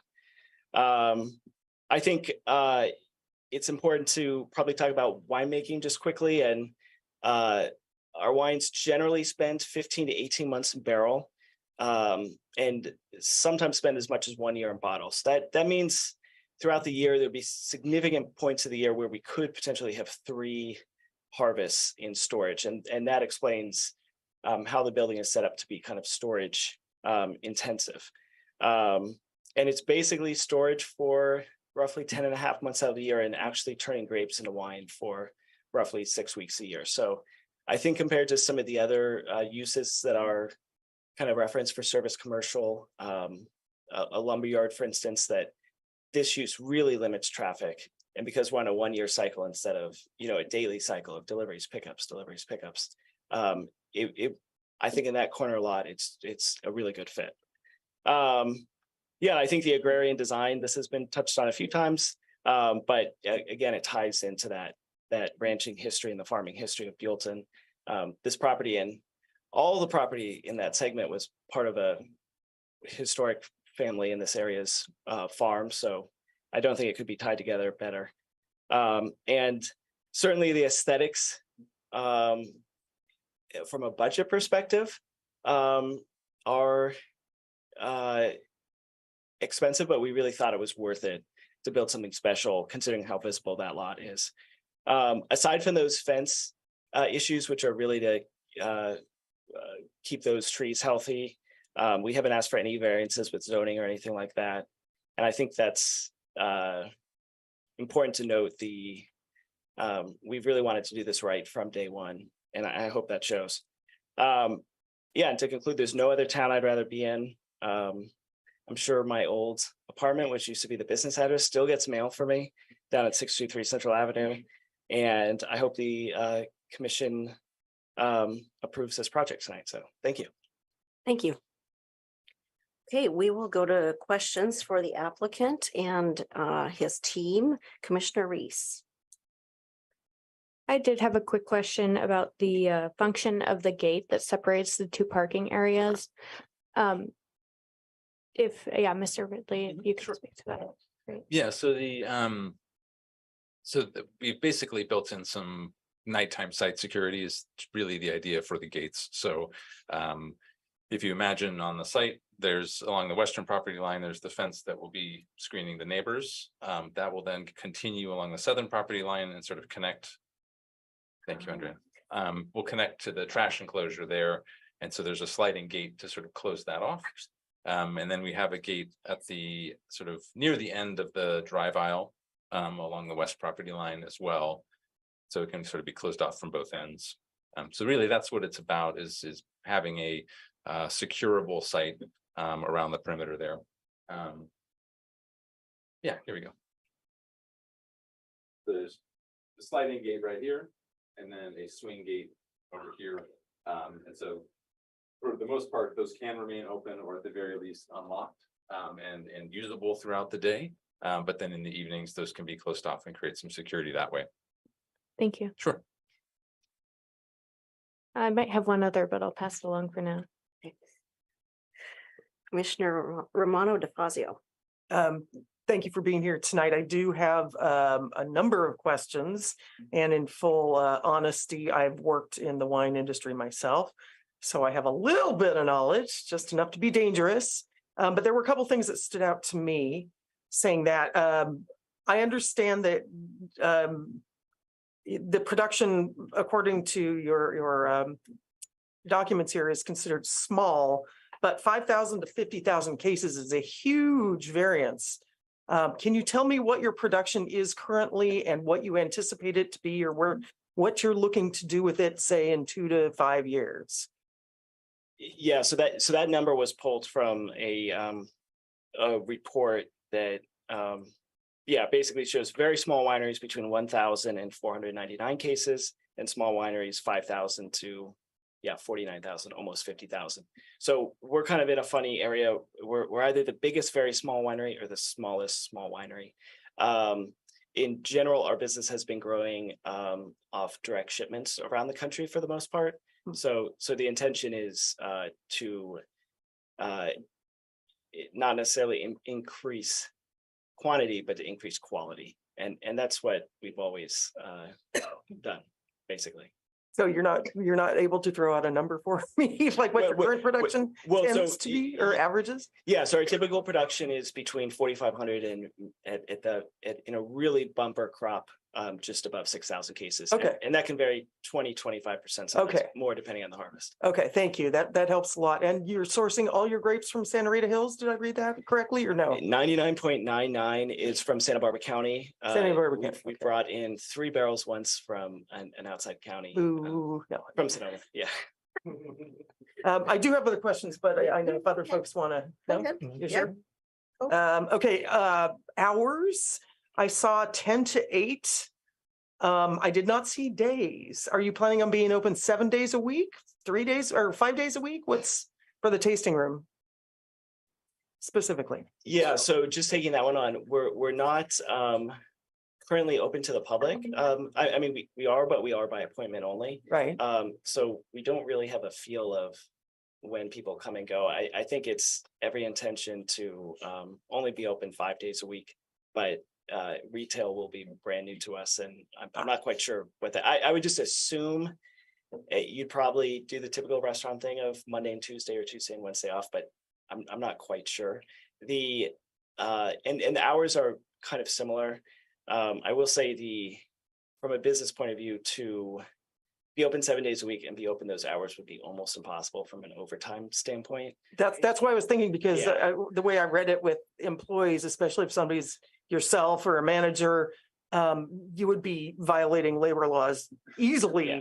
With 10 to 8 with 2 employees working. There's no way it could be done. So yeah. Yeah, so I'm- I would say the intention is to rein that in, but I really don't know Fair exactly enough. what that would be. Got it. Okay. Yeah, because I think at this point at 8 o'clock, you would be the latest open winery in the area, knowing that Brick Barn, I think, is open till 7.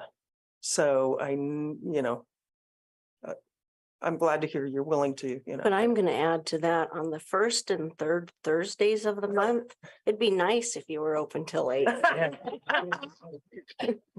I know about a dozen people who might come over. I don't know. Looking at the tasting room, it didn't appear that you could fit a dozen people necessarily in there. And I see that you still want to have by appointment, but also be open to some potential walk-ins. So obviously, if that's a new area for you, you're going to learn the fun part of it that I've gotten to experience, which leads to my next question, which has to do with the bane of every winery's existence / moneymaker, buses with bachelorette parties. I'm hoping that is not something you see as a potential future. Generally, they're not enjoyable for the winery No, staff they're not. members, They're so, horrible. They're yeah, horrible. that is not a target audience. I don't think, Okay. I don't think we can specifically ban them, but No, but yeah. you can, decline to accept certain, Yeah. Okay. All right. And I think sorry, I'm taking everybody's time here. Just a quick other question, which was somewhat answered. I was surprised that the word export was used, and I wondered if that was really meant as wholesale, but it sounds like export is really what you meant, because you're shipping. What percentage would you say are you exporting to Europe and Asia? So I said about half, but it's really about 65%. Wow. And Where in Italy are you exporting? we're mostly in UK, Scandinavian countries, Germany, Belgium now.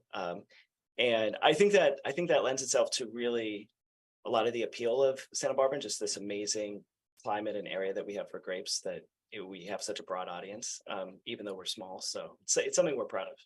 Got it. Thank you very much. I appreciate your time. Commissioner Sarkia. No comments. Thank you. Vice Chair Mercado. I don't have any questions, but I want to thank both the applicant and your architect for an outstanding job. We've seen all your presentations, and I think the most utmost thing to say is that you followed the direction of both staff and the commission to make the changes, and the changes were logical changes. I mean, the landscape noise, signage, the circulation, were all addressed. This meets all requirements of general plan plus being an ag use. Your plan was outstanding because you used a lot of native plants, but you also used color, which I think in that corner of the property will be great 3 years down the road, because most of those plants will be mature. Your Johnnies, some of those things will mature out in 3 years, and so you'll have that instant color. Like I said, you just addressed all of our concerns, and I really appreciate that. So those are my comments. Thank you.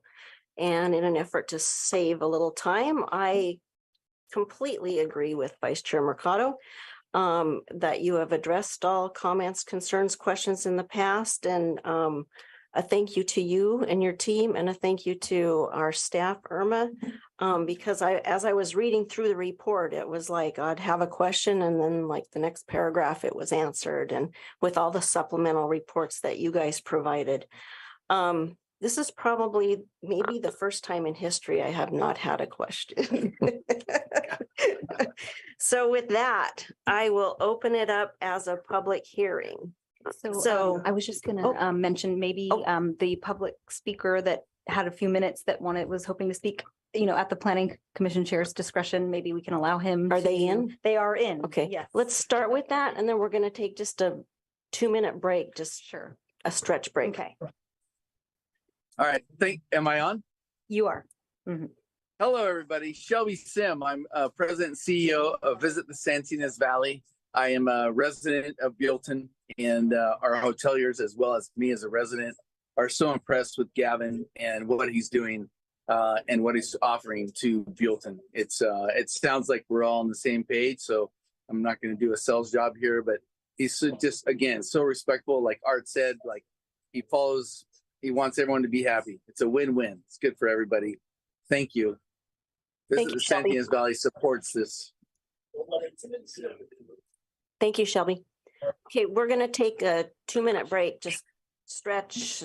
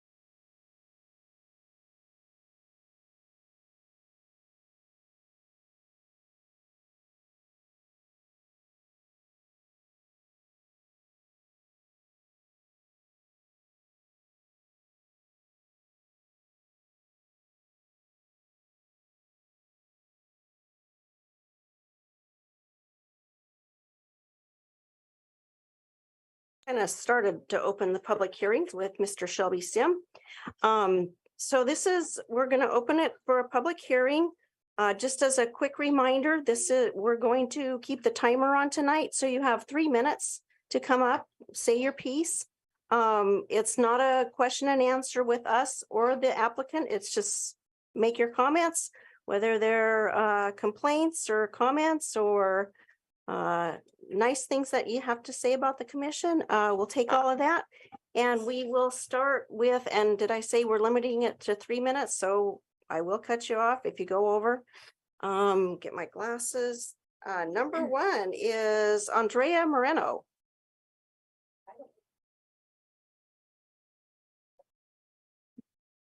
Hi, good evening. Thank you for having me tonight. Very briefly, when I heard about this project, and it's the reason why I showed up today, is because I've been living in Buellton for about 4 years. I really love this town. I've often been a little bit dismayed about how bare it is along the highway. And so I was hoping that something would pop up. And when I finally saw the flags, I started following this thing probably more closely than some of my shows on Netflix, which may say something about the state of my social status.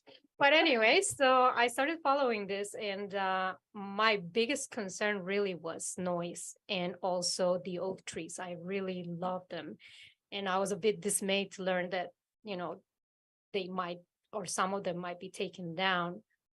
So I decided today I'm going to show up and see what happens and what are they proposing. And in fact, I was very pleasantly surprised by the fact that this project has taken such a conscientious approach to environmental issues.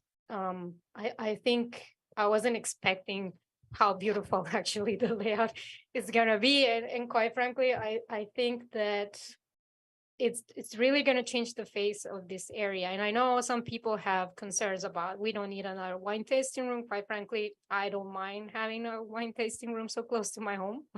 Sometimes it's a necessity, and especially if it's going to look like this. So I thought the presentation by the architect and the property owner was excellent. It seemed very thoughtful. It seemed very accommodating.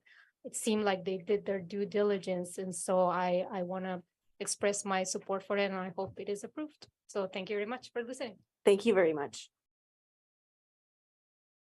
Okay, next up is Jamon Ney.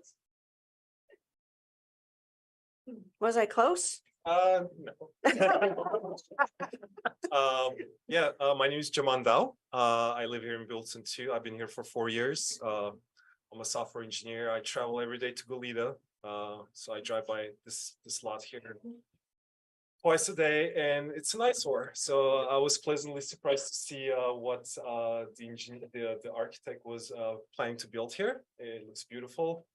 I also listening to Mr. Channing here makes me realize that he seems like a pretty, intelligent entrepreneur. So I expect beautiful things, quite honestly, out of this endeavor. I don't know. I consider myself an environmentalist too, and I do care about the oak trees, and I do care about noise. I do care about traffic. But this presentation has convinced me that all these issues will be mitigated properly. In conclusion, overall, I'm looking forward to this. So let's make it happen. Okay, thank you very much. Okay, next up, Brooke Storm.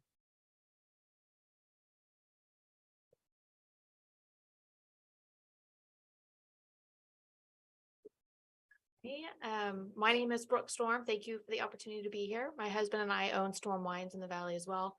I came here today to support Gavin Channon and the Channon Winery Project.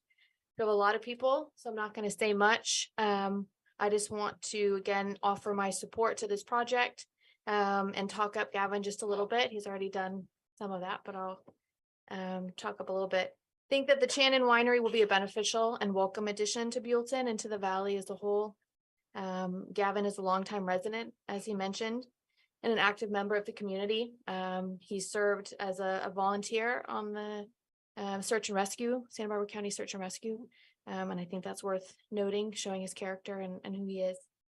And he's worked very hard to build his business and his reputation as a well-respected winemaker, not only in the county, but also globally. And I think that his wines and his reputation will bring a lot of visitors to the area. The structure, as we can all see, is beautiful, and I think it's going to be a welcome addition to that corner lot. And yes, I thank you for your time, and I can't wait to go get a glass of wine at Chan Winery. So thank you. Thank you. Okay, next, and I'm just going in order of how these slips were given to us. Rick Channon.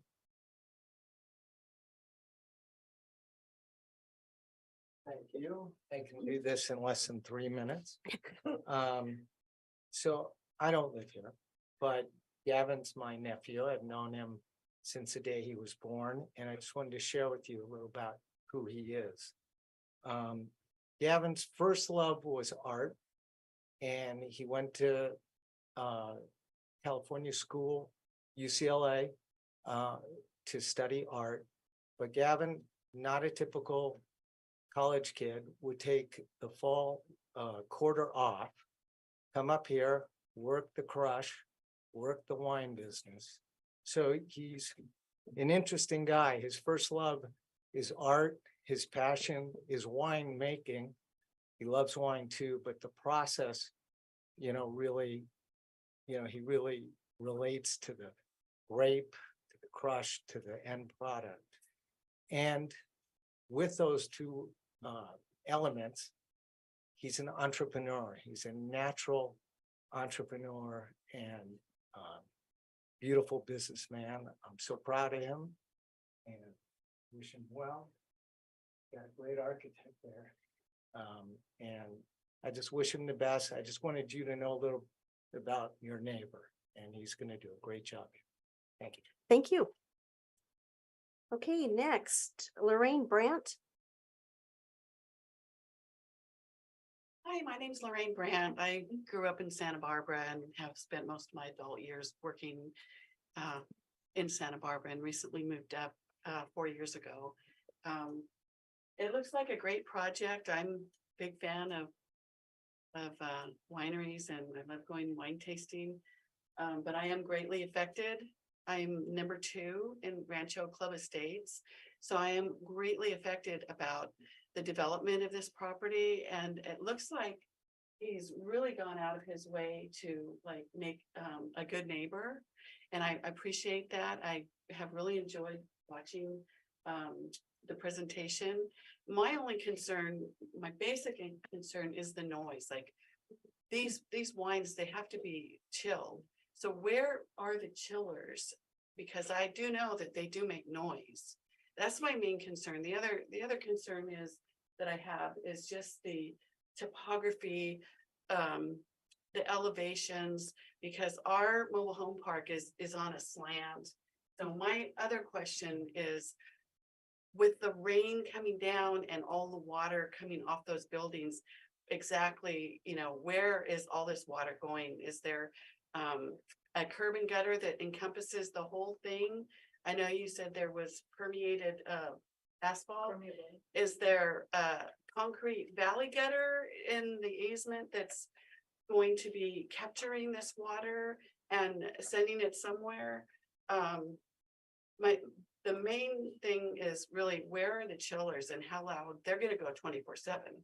Yeah, the operation might be from 8 to 6 or whatever, but the chillers was my main concern, because I've worked extremely hard too for my whole life to get where I am. And it sounds like he had a very romantic start in life and he's got this great thing going, but I kind of had to claw my way to where I am. I just didn't have those things fall in line like, some people do. And I can't afford to pick up and move if this is going to be like a noise hindrance. And I spent a lot of money for me fixing my place up, and I've got expensive outdoor furniture outside, and I'm like, what's going to happen during the construction? I'm going to have all this dust coming over onto my $2,000 outdoor, sunbrella sectional that's out there. And I'm like, so I have some concerns that I'm hoping could be addressed. And also the last concern I have is they're gonna put the wood fence up. So we've got a chain link fence that's maybe like this. It's probably 50 years old. It might have been 6 foot at one time and the ground just big Okay. grows with all the Wrap leaves. it up. Is there any way that we could maybe come to a more desirable separation? Like maybe, I know a concrete barrier is not gonna be good, but instead of leaving the Rancho Club Mobile Home Estate fence intact, why can't we just get rid of one to put the other one up? Ms. Brandt, we have to stop. Okay, but We'll take your yeah. comments under yeah, advisement. because I mean, I've been here for almost 2 hours listening to Yes. you, and so I just want my voice to be heard. Okay, But that is a big concern. It's like, who's gonna maintain the difference between these two fences? And, you know, it's gonna be an eyesore to have two fences. okay, we got So- it. Thank you. Next up, Matthew Curto. Hi, I'm Matt Curto. You guys probably know me, Postal Annex. Second business owner in the valley. Second business I've owned in the valley. I'm here to support Gavin. As you see, the building is beautiful. Everything he's been asked to do, he's gone over and beyond. I think it's would be good for that lot. I now live in Buellton. I drive past it every day. I wouldn't call the lot an eyesore. There's cool trees there. He's planning on keeping most of the trees there. We're losing one. The other one's a dead one that is gonna be removed anyway. I don't think that's enough to stop the development of that. We know if he doesn't develop it, somebody else is gonna come in and look to put something else in there. And I think a winery is low impact. It's not one of these big wineries like Brick Barn. You mentioned Brick Barn. I love Brick Barn.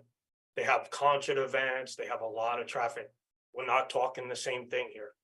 Very small winery, very small tasting room, mainly production. He's in Lompoc now. He'd like to be closer to where he is, to where he's literally grown up.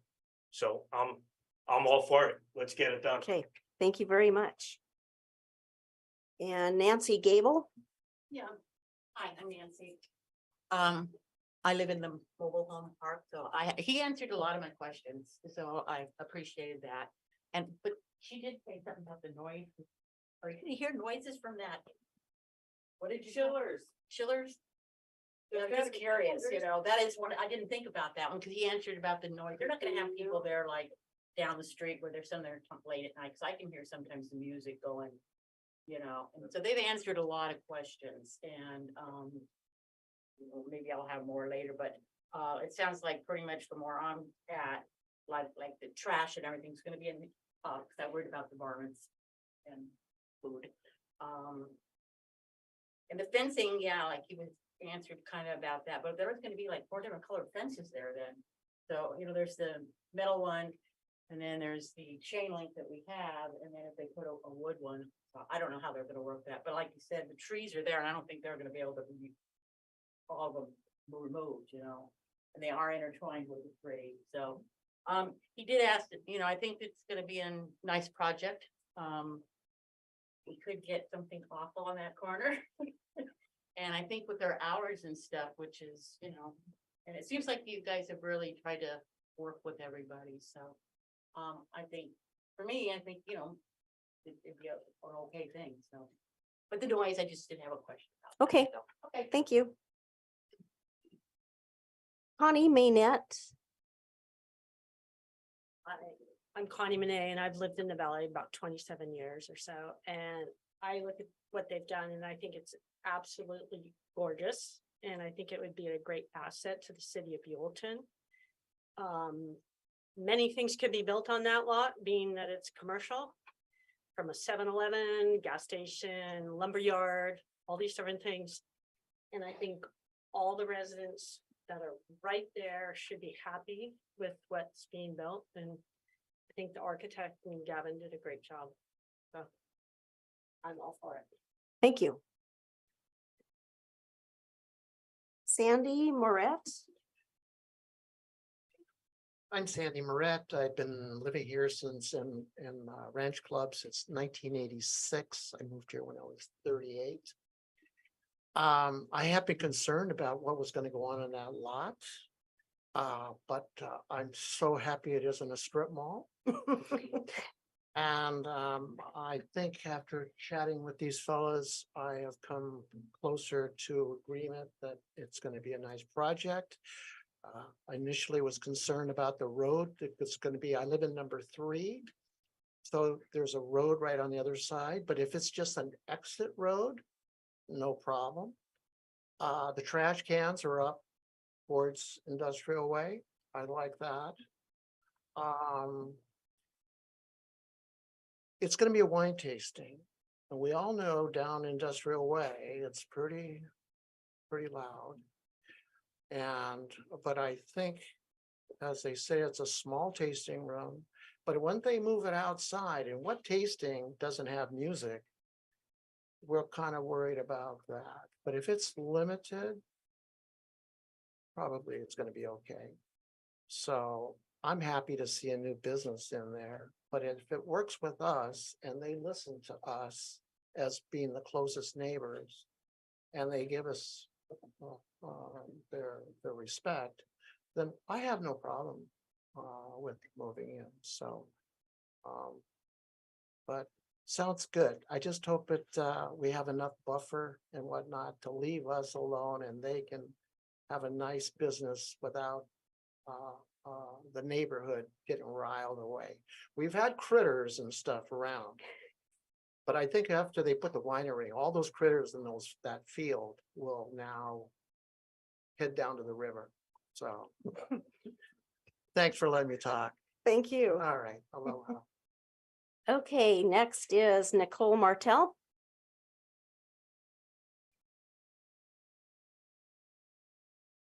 Hi, everyone. I appreciate the opportunity to speak today. And I am actually not in favor of this project for many reasons, but I did want to tonight I wanted to focus on the trees, which feels especially important. And I did have a chance to review the project plans. And I will say that I really appreciate the hard work, the effort, the detail that's gone into the coordination of this project. It's so thorough and organized. And ironically, this actually concerns me because it reflects what we're not seeing in the society. It appears as if we're doing everything right and being responsible and caring about every detail, including the well-being of the trees. Yet there's some really essential and fundamental elements that aren't acknowledged or being addressed with a development like this. And with the current state of the planet and challenges we have, I feel like we have a greater responsibility. And so I really understand that the proposal is well-intentioned, but I can't ignore the significant negative impact that this is going to have on the environment. We are prioritizing wine and industry above nature, which is life-sustaining for all of us. And every decision matters. And I found it interesting that they're saying there's no habitat value, but the healthy tree that's going to be removed, I don't know if the birds that are nesting in there right now would agree. The trees would agree that there's no habitat value. And my concern is that the human activity with all the new trees coming up, that the wildlife that is calling that area home would not feel safe with all the activity to be able to utilize that area. And the removal of even one single tree, let alone that largest tree, can have severe consequences on the surrounding ecosystem because they're a network. So it's going to affect all the trees. So even though we're thinking, oh, what's the big deal for just killing 2 trees out of 12? But if we follow the science and, study the laws of nature, it is a big deal. And that area, those trees are one of the last little oak groves that the city has. So there's no other wild spaces that the city has except down by the river. And we can't keep saying everything just go down to the river when it comes to the nature and wildlife. And I understand you feel cutting down the largest oak because it's deemed in decline. However, older trees play a really significant role in a healthy ecosystem. And research is showing that pruning can be detrimental and cause trees to decline, which may be why that tree is declining. And so I was asking for I know the arborist report was in September, but I feel like that's outdated given the recent rains that we've had and this season. And so that tree is looking very healthy and vibrant. It is not dead. And so just to say that is irresponsible. If you can wrap it up, please. And so I would just ask for a second opinion on the updated arborist review. And then finally, the city of Buellton states on its website that it's committed to provide leadership in environmental sustainability, understanding the rural and natural beauty that is within the surrounding city. It also states that our goal is to create a foundation in which the desire to implement sustainability efforts can thrive. So I love hearing that. And so I'm just wanting to have the opportunity to recognize, the other aspects of the community, and that area and those trees are going to affect, the other trees there. So I'm hoping that I did send an email regarding the detrimental effects of pruning. And so I'm at least hoping, it sounds like this project's going to go through. So I'm hoping that the city and that the Shannon Winery would at least continue or consider those effects on really taking good care of those oak trees that are there. Thank you. I don't know if I can read this. I think it's Knox Clendenin. Is that? Okay, cool.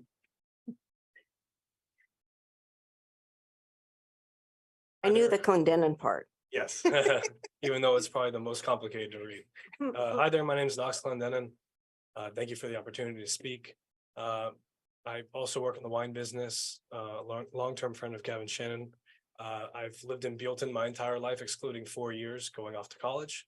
And so this is my home. I intend to live here for the rest of my life and keep that tradition going along with my family. In regards to insight on the wine business and some concerns that have been brought up regarding noise pollution, I think that the consideration taken, especially by the architect and by Gavin Shannon, have been astounding, just purely based on the position of the winery, putting essentially the quietest part of the winery towards the residential area. It's simply barrel storage. What will be in that area is a forklift, which won't cause much noise.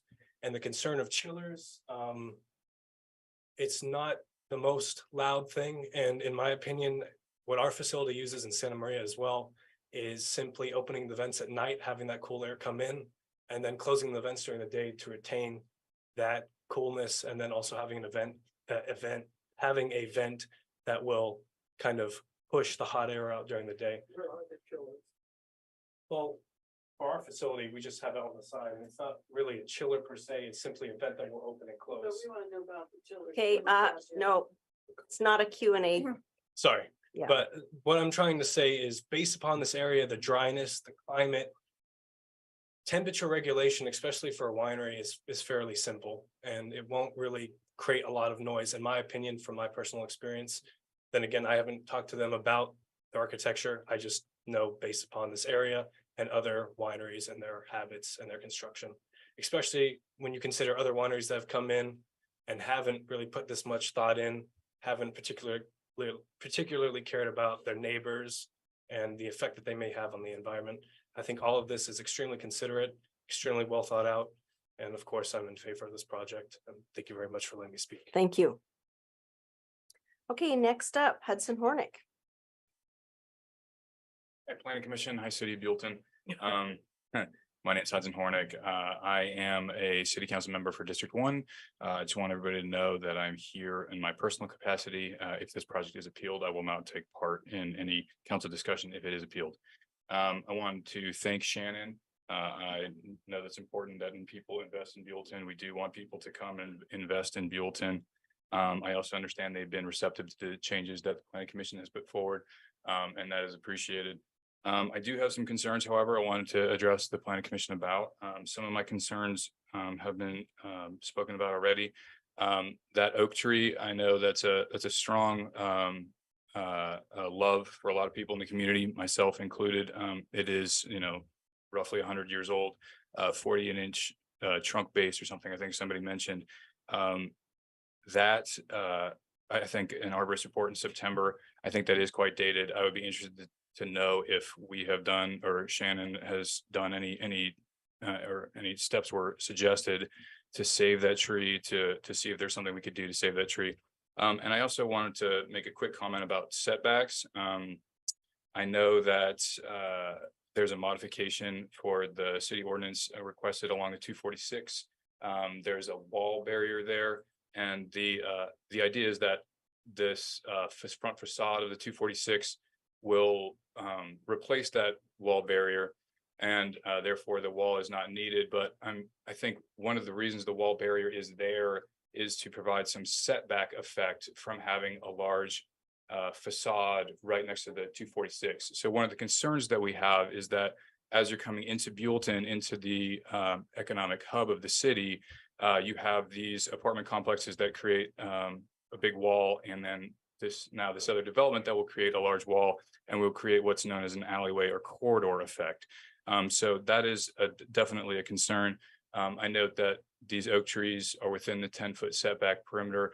They will never be nearly as large as the oak tree that's been destined to die, apparently.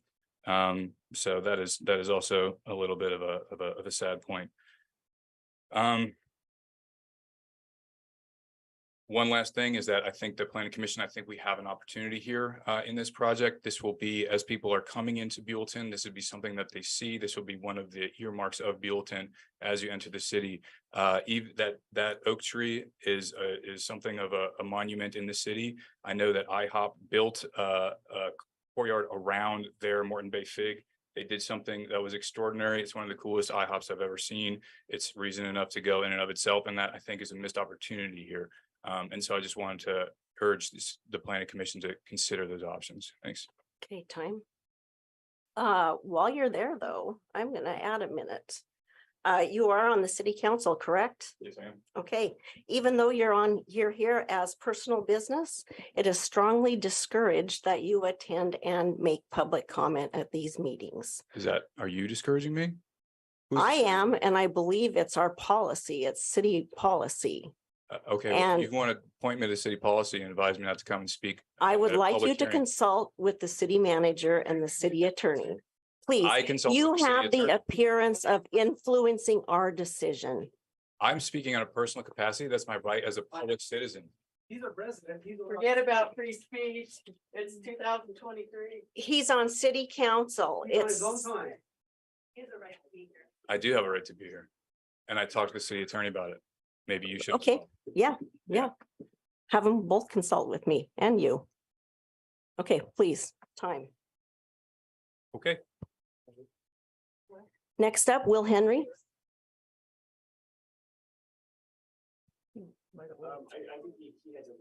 Oh, okay. Next, Jerry Valley.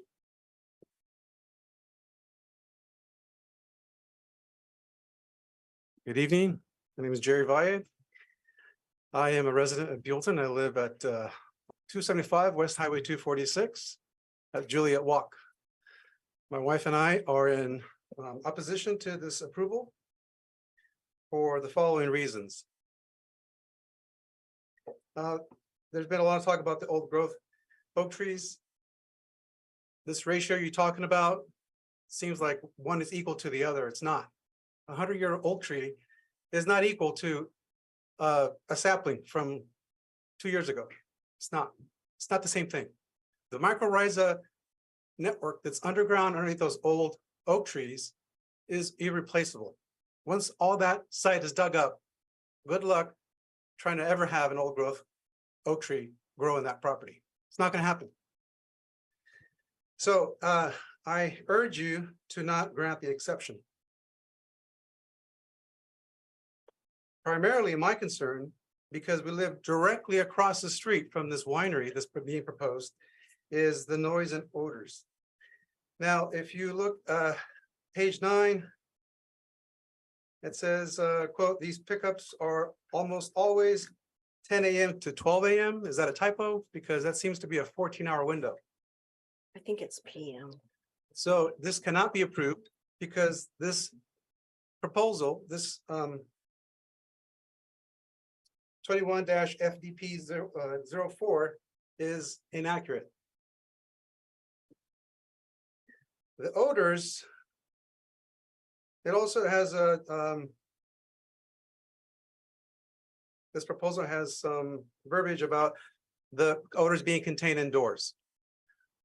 Yet, we don't see exactly from the other presentation or from the photos here that it will be indoors. Is there just gonna be a roof? I don't know. It's unclear. Plus, even if it's completely indoors, there's going to be ventilation required.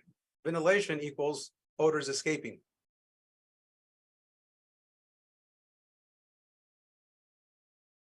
I'll wrap it up here. It's irresponsible to build an industrial winery in the middle of a small town such as ours. My wife and I came here 25 years ago. We moved here purposely before we had a family. We searched far and wide, Carpinteria, Santa Barbara, Goleta, Lompoc. We chose Buellton for its small town feel. Even if it meant commuting back to Santa Barbara every day. And the development on Industrial Way shouldn't mean added industrial waste. Expansive industrial. If you could wrap noise it up, pollution. please. I will. I'll start over. Development on industrial way shouldn't mean added industrial waste, expansive industrial noise pollution, or nauseating industrial odors. I respectfully ask the commission to vote no on 21-FDP-04. Thank you. Thank you. And last, Ben Villanueva.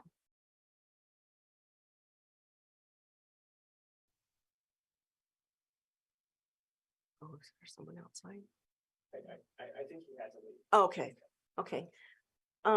And then Andrea, do we have people on Zoom that have public comment? We have several people on Zoom. I don't know if there is anybody on the Zoom that would like to make a public comment.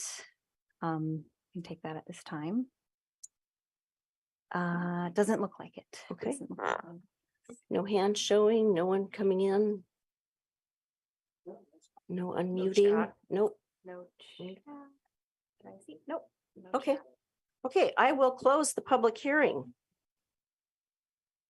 Next, we will have further, if there's any further questions and our final comments, Commissioner Reese. Thank you, Chair Hamel. I did have a couple questions resulting from the comment. And I think the neighbors especially brought up some really interesting questions that I think should be addressed. I would like to hear from the winemaker about how you intend to cool the facility. And then I did take a look at the drainage plans. And it looked like primarily there was a chamber in the southwest corner, but I would love to hear from staff about the proposed drainage or perhaps the architect. Yeah, so definitely with drainage that's over my head, with the cooling, one of the main aspects that we really pushed hard and spoke about in some of the early meetings a couple years ago was the non-sun facing, what the name of that feature, the high windows. Yeah, clear story windows that can be potentially open in the evening to allow hot air out and have a passive cooling. And then I don't think there's a firm placement on refrigeration units. I learned winemaking in the facility that Knox was talking about, where there was no refrigeration for any of the buildings and still no refrigeration, but refrigeration for some of the tanks, so very minimal. But we would obviously comply with during the construction document phase with everything there to minimize sound and impact and placement of those things. And so I don't think that's 1,000% clear yet where the mechanical stuff would go. Thank you. Can I just ask one more question while you're still up here? Oh, yeah. So, you have a lot of different storage areas and you had planned for the storage area closest to the residents to be the least impactful, the least noisy. If you were, you said that you have barrels at various ages too. So do you anticipate that the ones that would be more intensive for processing be located further away from the residential? What do you anticipate using that closest building for? The closest building, it's tough to state for certain until you move in, but I would say without a doubt, our current thinking with that is either potentially empty barrel space or potentially dry goods, case goods space. And it is somewhat flexible to that open space. And then the crush you'd be doing inside in the production area. Is there any like outdoor uses under the covered area that you'd be doing that are other than loading and unloading? No. Thank you. Comment on the drainage if you'd like. Sure. So in general, yes, you're correct. I mean, I guess fundamentally, under California stormwater regulations, right, we have to maintain all of our stormwater on site. And so we can't have that trafficking offsite or creating unsafe or kind of impacts to other properties. So the entirety of the site then really captures and retains all of that stormwater. So a portion of that gets trafficked via gutters, downspouts, underground piping, area drains, and those kinds of things to the underground chambers, at which point it can sit there and slowly percolate into the ground. And then a portion of our site as well is in permeable pavers, which takes some of the burden off of that chamber system. And then with our 22% of landscape also, there's a good amount of the site that's sort of already available to capture some of that stormwater. Specifically on the west side, there is a curb along the edge of that drive aisle. And so that will create sort of a hard stop for stormwater along that drive aisle, but then that sort of slopes, I would say, internal to the site, collects in an area drain and finds its way to the chambers. So. Thank you. I appreciate that response. That does it for me. Do you want to add any further comments or final comments? Sure. Yeah, thank you. I do have some final comments. I do really appreciate and commend the architect. And I'm obviously new here, but I read back on some of the prior meetings and I mean, you've implemented a really thoughtful and functional design, especially the considerations to the neighbors on that western side. So thank you for all that work that you've done there. And on a somewhat constrained site, it's impressive the oak trees that you are able to retain. And I am supportive of the modifications. I think that they result in an appropriate and beneficial impact to the design. And I really appreciated all of the public comments as well from the neighbors in particular. It's obviously a big change for people living up against that property line. And it was great to hear from you. And I appreciate too that you were open to hearing what the applicant had to say. So thank you. Thank you. Commissioner Romano DeFazio. I had one more that I'd forgotten, so I apologize to ask you another wine related question, but I know that most harvests, they are out picking grapes and bringing them in the early morning hours because you don't want it to get too warm because the grapes tend to explode if they get too hot, or they can.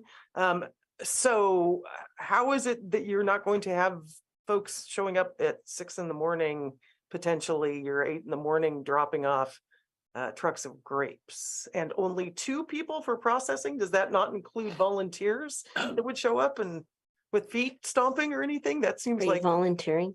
But I do have Italian feet, so they're designed for grape stomping, but I have to lighten it up a little bit. thank you. Yeah, no, just that caught my attention. So if you can speak to that, you have spoken to the small case productions. So. Yeah, those are good. Those are very good questions. I will say on a personal note, I'm not a morning person. Nor am I. But the grapes are morning grapes. So. And we do sometimes pick a night, but we're one of the few wineries that in our current space where we could receive pickups at any hours, we don't receive any drop-offs before 8, and that's just okay. And I can tie these 2 questions together, that it is just the 2 of us, Luis, my cellar master, and I. And part of the reason I'm can dogmatically say we don't accept deliveries until 8 is because we really run a tight ship, and that schedule is very important. Well, wineries are very different. I've worked with in a past life wineries that had similar production with many more employees or with less employees. So depending on, not all wineries are the same.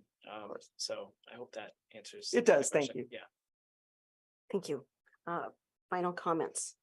I also appreciate not only your diligence and the accommodations you've made in previous iterations of this plan. I think it's going to be potentially a beautiful building, and the loss of the oak tree obviously is something it's hard. And I feel that too. 2 oak trees, I get it, yeah, and I understand what the other gentleman said about the mycorrhizomes being, something that can't be replaced.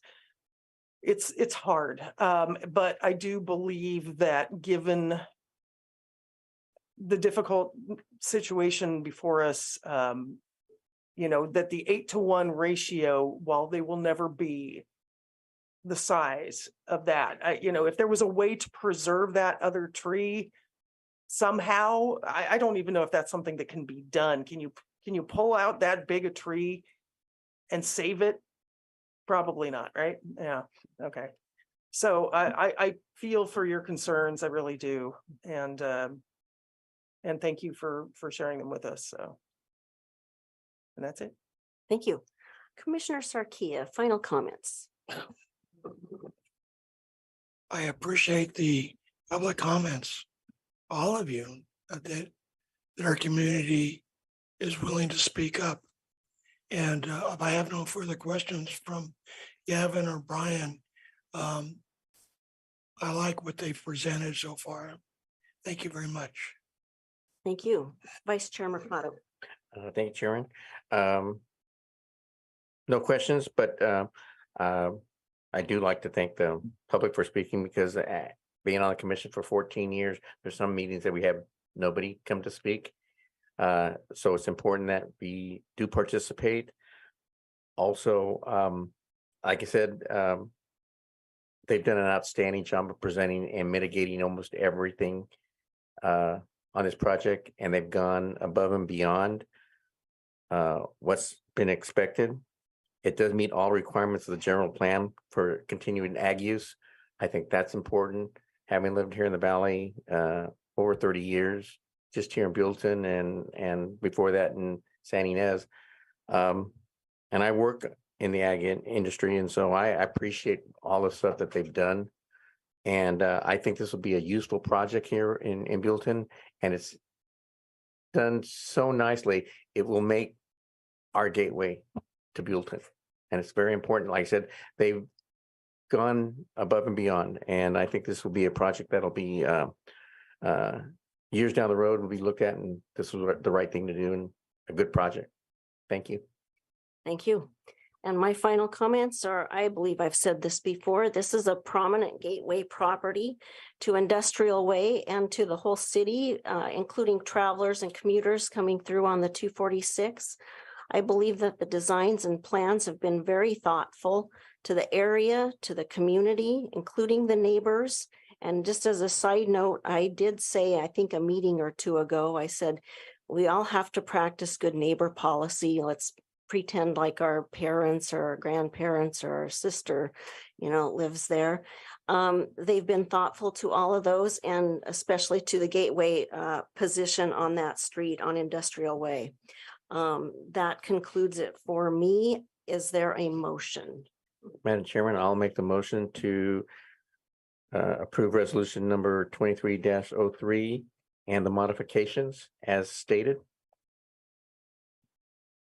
Can I actually ask a question specifically to address that issue of the typo? Is that something that needs to be corrected before we can do a vote on page 9? Just add it to the approval conditions, right? Or Okay. So just add it that it's a typo. it was Yeah, the I noticed that. condition presented and the slide, and also the change to the time, I think. I think we addressed the strike through on the condition. Oh, okay. Right. But then if we can add that the 12 PM versus 12 AM. Pickups. Yeah, so you would just say that those 2 changes would be a part of your motion. Correct. Yeah. May I second? Thank you. Roll call. Vice Chair Mercado, Aye. Commissioner Sarkia, Aye. Commissioner Reese, Aye. Commissioner Romano DeFazio, Aye. Chair Hamel. Aye. So motion passes 5-0. Congratulations. And thank you, public, for coming. Because we have many meetings with 0 public. I'll give everybody like 2 minutes to kind of wrap it up and move along because we have another agenda item. I'm sure it'll clear the hall. Oh, yeah. Thank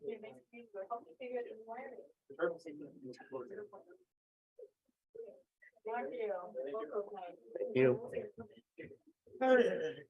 For us.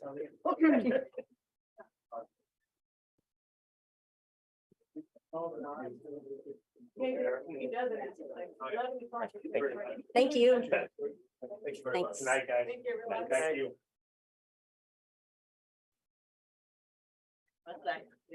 Take care of that. Yeah. Okay, next up. Should I read the number 2 first, Andrea, since we approve it or we motion it in that direction, or just start with the first part? Oh, it's that, never mind. Okay, resolution number 23-04, a resolution of the Planning Commission of the City of Buellton, California, recommending that the City Council adopt a negative declaration 23-ND-01 for the 2023 to 2031 housing element 23-GPA-01 and making findings in support thereof. And resolution number 23-05, a resolution of the Planning Commission of the City of Buellton, California, recommending that the City Council approve the 2023 to 2031 sixth cycle housing element 23-GPA-01 and making findings in support thereof. Planning Director Kiefer. Thank you, Chair Hamel. Good evening, Chair Hamel and Commissioners. So all communities are required to have a housing element as part of their adopted general plan, which is required to be updated per state law every 8 years. The city's current housing element was adopted in February 2015. And the updated housing element will have a new planning period of 2023 through 2031. This is also often referred to as the sixth cycle housing element. So Civic Solutions is under contract with the city to help us prepare the housing element document, as well as to conduct the environmental review that is required as part of that update. We began the update process in earnest in approximately January of 2022, when the city launched the housing element update webpage. We launched an online community survey, and some other things happened around that time as well. So Jean Ward is here with Civic Solutions tonight with us. And we'll be giving the presentation going over the overall update process, where we've been, where we are now. I will note that in addition to a copy of the draft housing element, an initial study and negative declaration is included in your packet as an attachment. So the negative declaration was prepared as required, again, pursuant to CEQA or the California Environmental Quality Act. And Jean has a PowerPoint presentation tonight to present that goes over a lot of the details that are included in the staff report in your packet. I will just note that the recommendation tonight would be that the Planning Commission adopt a resolution recommending to City Council to adopt the negative declaration for the sixth cycle housing element, as well as adopt a resolution recommending to the City Council the adoption of the sixth cycle housing element. So with that, I'll turn it over to Jean Ward with Civic Solutions to give her presentation. Thank you. Thank you. Share my screen. Come a little closer to the mic. Yep. Try it again. It is. It doesn't. Oh, yeah, maybe it's not actually. It just happens a bit. No. Oh.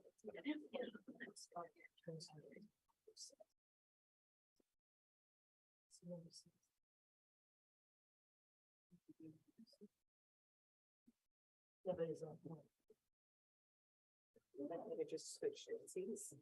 Yeah. Stand up there. That's okay. And I just wanted to also note, we do have Mary Wright also with Civic Solutions here. Okay. She's in attendance via Zoom, and she will be also be giving a portion of the presentation. So Okay. just wanted to note. Thank you. Good evening, Chair Hamel and Commissioners. Thank you for taking the time to talk about the housing element with us tonight. I will try to go through the presentation quickly. I know you all have been here for quite a while, but since you are taking action on this item tonight, I just want to make sure we cover everything comprehensively, but I will try to move through it quickly. Okay, next slide.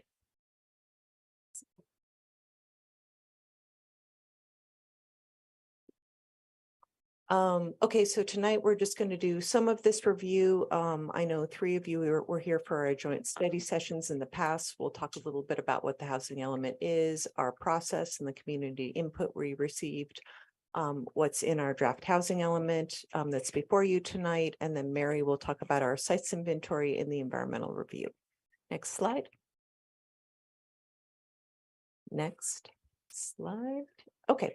So the housing element is one of the 7 required elements in the city's general plan, in your general plan. It provides an assessment of the city's housing needs, how to best accommodate those needs, not only for current residents, but for future residents.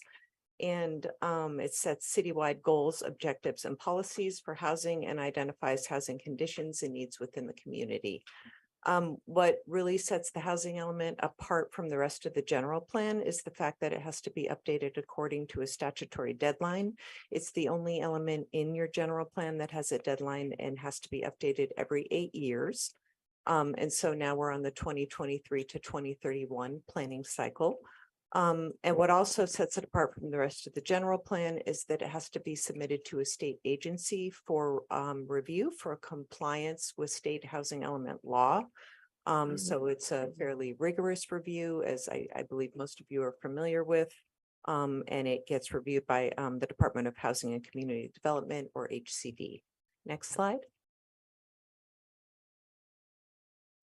So the requirements of a housing element are to provide a variety of housing types for all income groups, to assist in the development of lower and moderate income housing groups. So meaning that, you know, in general, the market seems to take care of the above moderate income housing. People are making higher incomes, but low and moderate income households typically have a harder time finding housing, especially in California. So therefore, a big focus of housing element law is, you know, paying attention to people with lower and moderate incomes, and then also groups who have special needs for housing.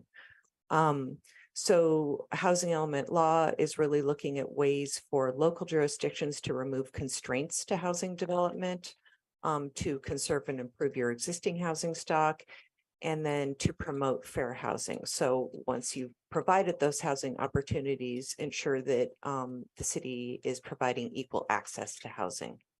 And then, of course, all jurisdictions need to accommodate their own projected housing demand as mandated by the state RHNA, the Regional Housing Needs Assessment, which I'll describe in more detail in subsequent slides. But every jurisdiction has to accommodate its fair share of housing with the RHNA allocation. Okay, next slide. So just a little bit on RHNA. Just sort of how the process works. HCD forecasts how much growth is going to occur within the entire state in the planning period, and then that gets divided up into the regions in the state, the 7 regional agencies and some smaller counties. And then each regional agency within the state is broken up. Ours is the Santa Barbara County Association of Governments, which includes Santa Barbara County and 8 incorporated cities. And then the county takes that allocation and it's divided up by the cities and the communities within the county. So this slide basically shows our allocation relative to some of our neighbors. Next slide, please. And then a reminder that then our RHNA allocation is further divided up by income categories. And of course, the biggest challenge for most communities is, and you know, the critical need is to address those lower income housing needs. I do want to note that Buellton is one of the few cities in this sixth cycle that received a lower RENA allocation than your fifth cycle. This was due to the state's methodology for how they calculate RENA, and issues around overcrowding and cost burden are lower in Buellton than compared to some of the adjacent cities. So Buellton was very lucky in that way that we have a lower RENA accommodation. And in addition, Buellton has been doing a very good job because you already have your affordable housing overlay zone, which has helped a lot. Next slide. This is just a reminder for members of the public that might be listening. This is a policy document that assesses housing needs and constraints and identifies goals, policies, and programs and actions for the city to undertake to ensure that our land use policies and development standards provide opportunities and don't constrain development of housing. But this housing element itself does not in and of itself change zoning, entitle properties, change development standards. It just rather identifies potential feasible sites for housing and ways to not constrain housing development. Next slide. So since the housing element was last updated in the fifth cycle, there have been a whole suite of new housing laws related to streamlining housing development. A lot of those are related to processes, to having objective standards, and I'm sure you're familiar with many of these, but they're all intended to remove constraints and facilitate production of housing.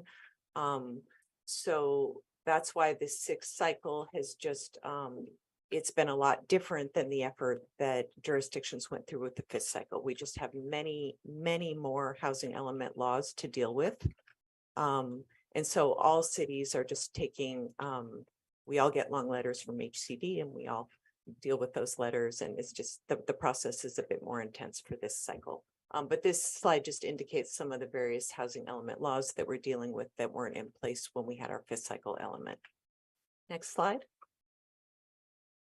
And then I just did want to point out the benefits of compliance, having a housing element. It allows us to have access to state grant funding. It preserves jurisdictions' ability to have more local control in how you regulate housing if you have a compliant housing element. And also with new state laws, new state housing laws, the Attorney General is now able to come in. I'm sure you've heard there have been some actions against some other Southern California cities who aren't complying with state housing law, and HCD and the Attorney General now has more ability to enforce that. So it benefits you to be compliant. Next slide. Next slide. Okay, so I just wanted to let you know a little bit about the process that we've been going through. Back in winter 2021, we kicked off this project. We had a research and analysis phase. We had some initial community engagement that I'll talk about more in the next slide. Then in the spring of 2022, we were working on preparing the housing element. And then in the summer, we had a public review period of that draft element. And then we submitted it to HCD. And since then, we've been waiting through the HCD review periods and then working with HCD to respond to their comments on our housing element to bring ourselves to compliance. Next slide. A little bit more on our community engagement. We did have an online housing survey where we had over 200 respondents, which I think is really great for a small city such as Buellton. It was provided in both English and Spanish.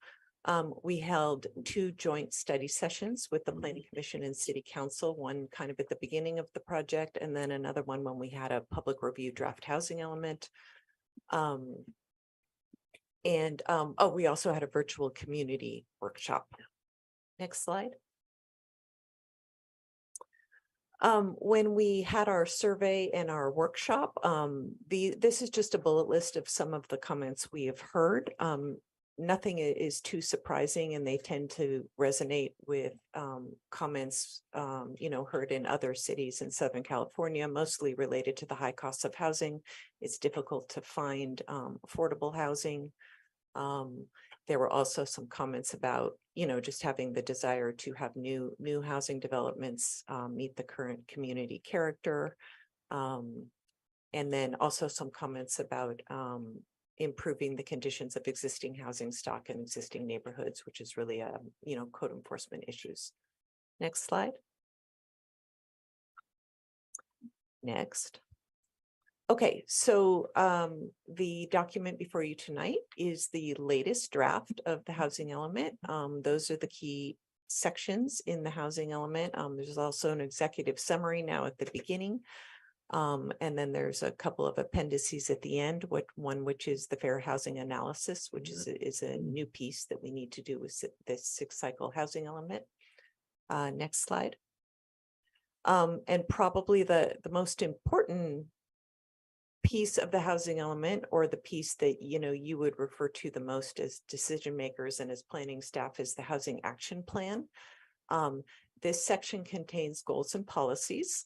So that's your policy directive area of the housing element. And then it has a series of programs and associated actions that directly support those goals and policies. And the implementing programs and actions are what we have worked very closely with your planning staff on here to make sure that we're meeting state law. HCD requests a lot of things from cities to make sure that we are implementing our housing element, and we do need to report annually in our annual progress report how we are meeting our commitments in the housing element. So it's important that we get those right. Because Buellton is such a small city with such a small staff, it's sometimes difficult to have as many resources as larger cities do to do everything that HCD is requesting of us and state law is requesting. So that's really been where a lot of our effort has been focused, is working really closely with your really great planning staff here as to, how can we best leverage our relationships with like some regional agencies in the county, so that we're working together on some of these pieces, especially as they relate to outreach, getting the word out to affordable housing developers, promoting fair housing materials, really those kind of efforts to make sure that we're not overburdening planning staff, yet we're still meeting state law. Next slide. This just addresses some of the changes we've done since the 6th cycle. Of course, we had to update the sites inventory, which Mary will talk about here shortly. We had to comprehensively update your housing and demographics data, address, the changes to state housing law since the last update, which I referenced earlier. We had to conduct a fair housing analysis, which HCD provides direct guidance on how we do that and tools for doing that. They have mapping tools that we use, and those are in the appendix. And then updating and restructuring of the housing policies and programs. Next slide.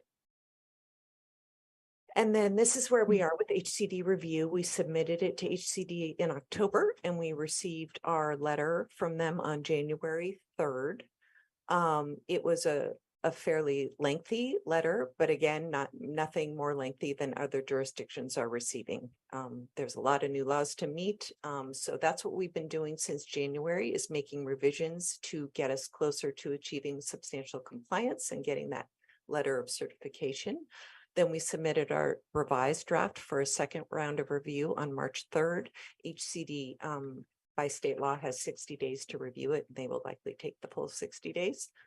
So we expect our letter back here shortly on, I think, May 2nd. Yeah, May 2nd is our date.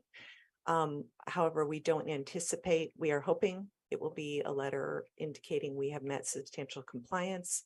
If not, we are very confident that they will just be minor technical changes.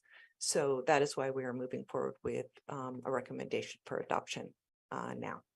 And with that, I'm going to turn it over to Mary, who's joining us via Zoom, and she'll just give you a short update on how we are handling our sites inventory. Good evening. It's nice to be here tonight. Next slide, please. As you may know, a major part of the housing element is the analysis of sites, which determines the city's ability to meet RENA. And the city's obligation is shown again on the right. Jean had it previously. And just a reminder, you don't have to build the units. You have to prove that there's adequate projects or land in place so that it can be developed in the next 8 years. So the inputs that we look at with the RENA analysis are units built and entitled since June of last year. And in that category, we had none. We also look at pipeline projects that are in the process. We look at accessory dwelling units or ADUs or junior ADUs. And then we look at land. What available land is there that could accommodate housing in the next 8 years? Next slide, please. So the first of those categories are pipeline projects, and Buellton is lucky to have a number of impressive projects and some very good affordable housing requirements that enable us to take credit for a number of projects. This is the first slide. Next slide, please. And there's another page of pipeline projects. And so these were the first projects that we started documenting to show what the city has in process that's going to contribute to RENA. And you'll note on this second page that we've also accounted for some of the ADUs in process. And you might also notice that we've subtracted out some of the SRO units that we think are going to be converted back to motel units because we didn't want to overcount any of our credits. So Buellton, as Jean alluded earlier, is in a great situation. Even with just the pipeline projects, we almost meet everything except for a few units in the moderate income category. Next slide, please. We also accounted for ADUs and junior ADUs that we think will be built in the next 8 years, including 2023. On the left, you'll see the number of ADUs and junior ADUs that have been built or entitled over the last several years. And so based on this information, we're taking a conservative estimate that there'll be 2 ADUs per year built in our 8-year timeframe. And we think that is very conservative given the increased focus on ADUs and people becoming more aware and streamlined provisions about building ADUs. But HCD likes us to be conservative, so we think that's a conservative estimate. We also had a conservative estimate of affordability. We included them all as moderate because we couldn't prove otherwise, although in fact, we think they'll be much more affordable than that. Next slide, please. Then we looked at the AHA sites, the Affordable Housing Overlay Zone sites. And this is an overview, as you know, of all the sites. And we focused on the sites in red, the sites that are still available and could be developed residentially. We worked with staff and again, applying kind of a conservative lens, we said, which of these sites are likely to be developed residentially?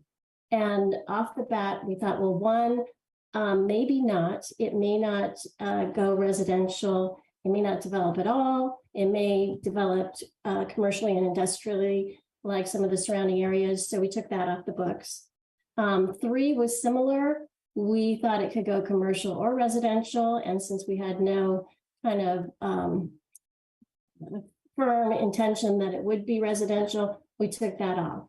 Now with 2, we decided that staff has gotten a lot of inquiries on that site.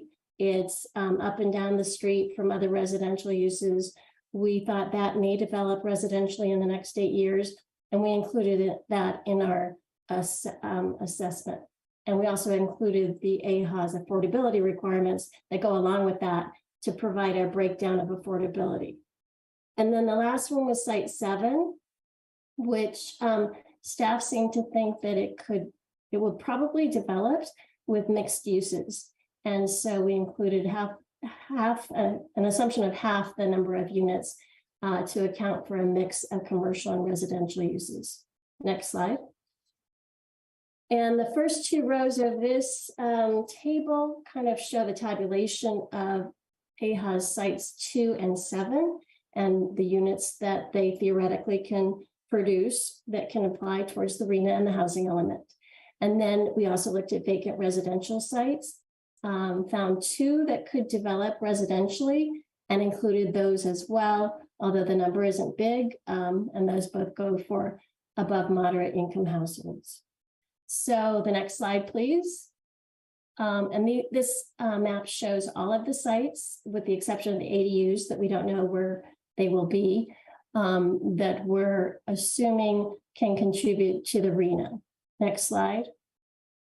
And this is the summary. With all of those sites that I've given an overview of, we have a RENA surplus, which is great because you want flexibility built in if some projects don't come in as you expect. So Buellton's in a really good situation.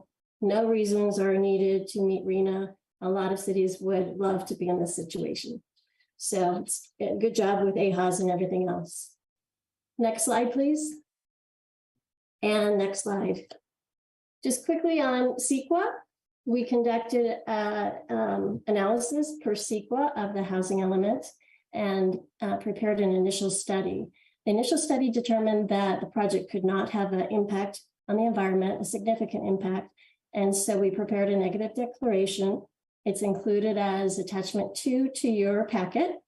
And the public comment period ended, I believe, on April 5th. We received no comments, so we prepared a final. We also sent letters to tribes that have indicated an interest, and we had no request for tribal consultation either. Next slide. And next slide. So with that, we are recommending that you consider adoption of a resolution number 2304, recommending that the City Council adopt the negative declaration, and resolution number 2305, recommending that the City Council approve the 2023 to 2031 6th cycle housing element. And that concludes our presentation. Thank you. Thank you. Questions? Again, Andrea, do you have anything at this time? I do not have anything else to add. I think that concludes Okay, question or yes, questions from the commission, Commissioner Reese. I don't have any questions at this time, but I do have comments for when we get to that. Okay. Commissioner Romano DeFazio. No questions at this time. Neither do I. No questions, but I'll go ahead and say my comments because that way we can speed it up. This is been able to go through a number of processes, another job well done by our consultants and our staff. I just want to thank them. It just goes to prove that Buellton is making every chance to accommodate the state, which is very hard sometimes. But you look back on some of the projects that have been coming up, hopefully they'll eventually get built, and that'll help the city's RENA numbers as well. So thank you. Thank you. I have kind of a question, kind of a comment. And Andrea and I discussed this a little bit at length today. So under the ADU section, you know, that's obviously another option for affordable housing for us and for all other cities in the state. You know, it allows a streamlined process for approvals. What's kind of come up on my radar in our fair city is that at least one case where a project was approved as an ADU was built under our streamlined process, approved and built under our process, and it's always been, since day one, been marketed as a short-term rental under Verbo and Airbnb.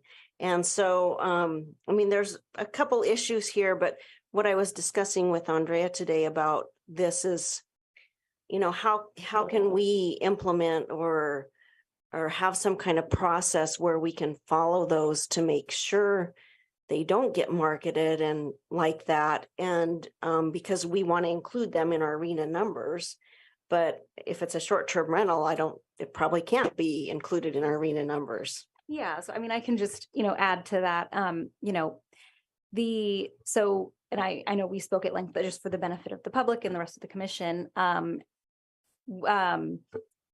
every year the city, in order to to monitor or track our progress toward meeting our RENA or complying with, state law and just other general plan elements updates. We submit what is called a general plan annual report, which is housing element heavy, I would say, which requires us to submit to the state every single year that the prior years or that prior year's housing units that have been built.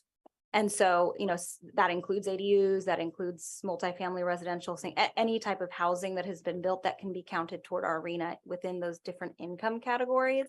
And so one of those, again, is ADUs, and there are a variety of different ways that the state or a variety of different mechanisms which the state sort of requires cities, and I've talked to Jean about this a little bit as well, in their reporting when cities are, putting different housing types into income categories. And so with ADUs, if you're doing that, they make you, there's different ways to do that, but you do have to, oftentimes HCD will require you to provide some sort of proof or documentation that particular ADU is actually used as an ADU and is,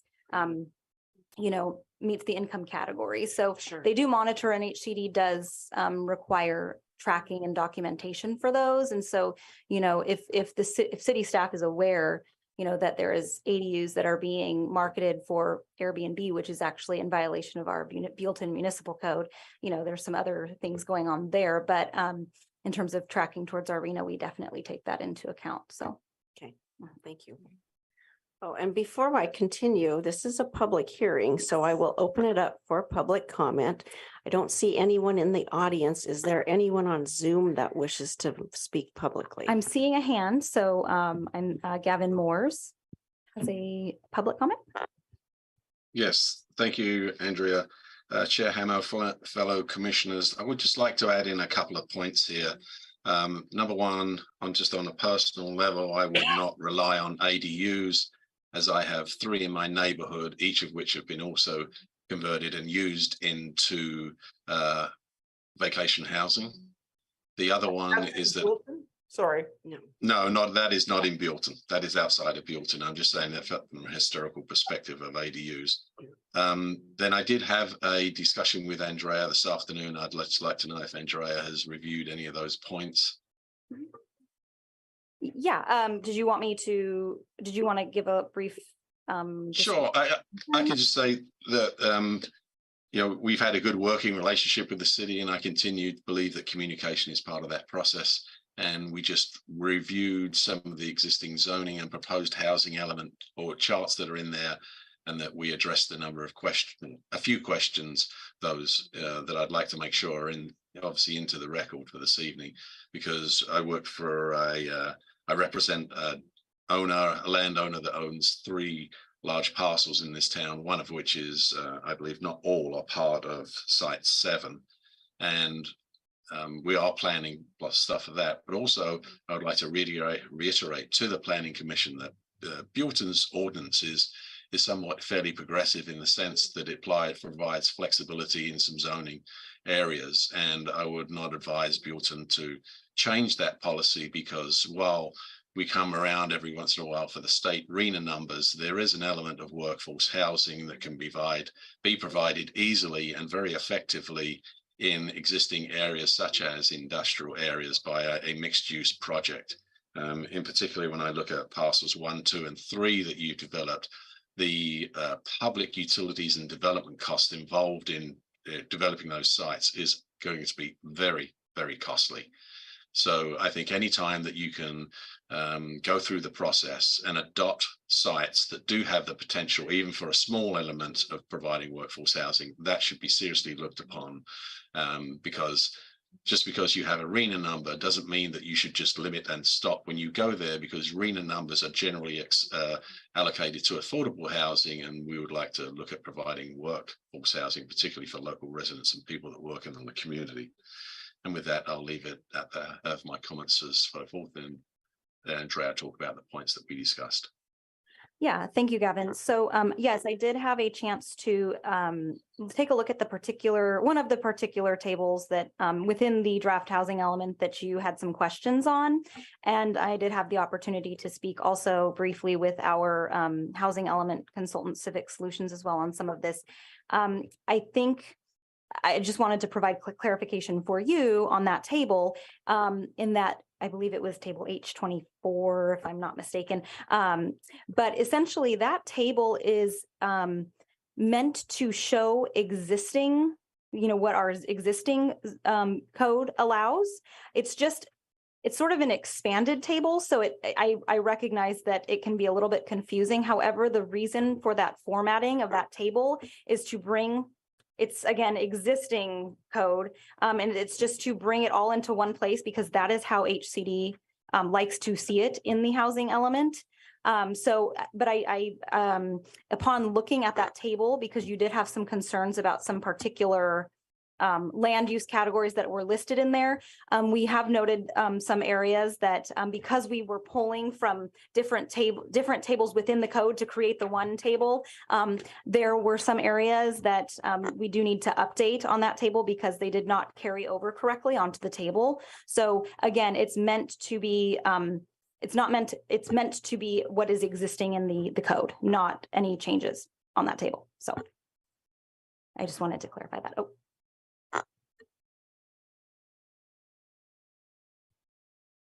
We are unable to hear you. Oh, there. Oh, Sorry, can you hear me now? yes. Yeah, I appreciate the clarification that the H24 is not changing the existing zoning code. No. So that's great. Thank you. Thank you. Now more general comments. Sure, I can start that off. I want to say first that the work product is really impressive.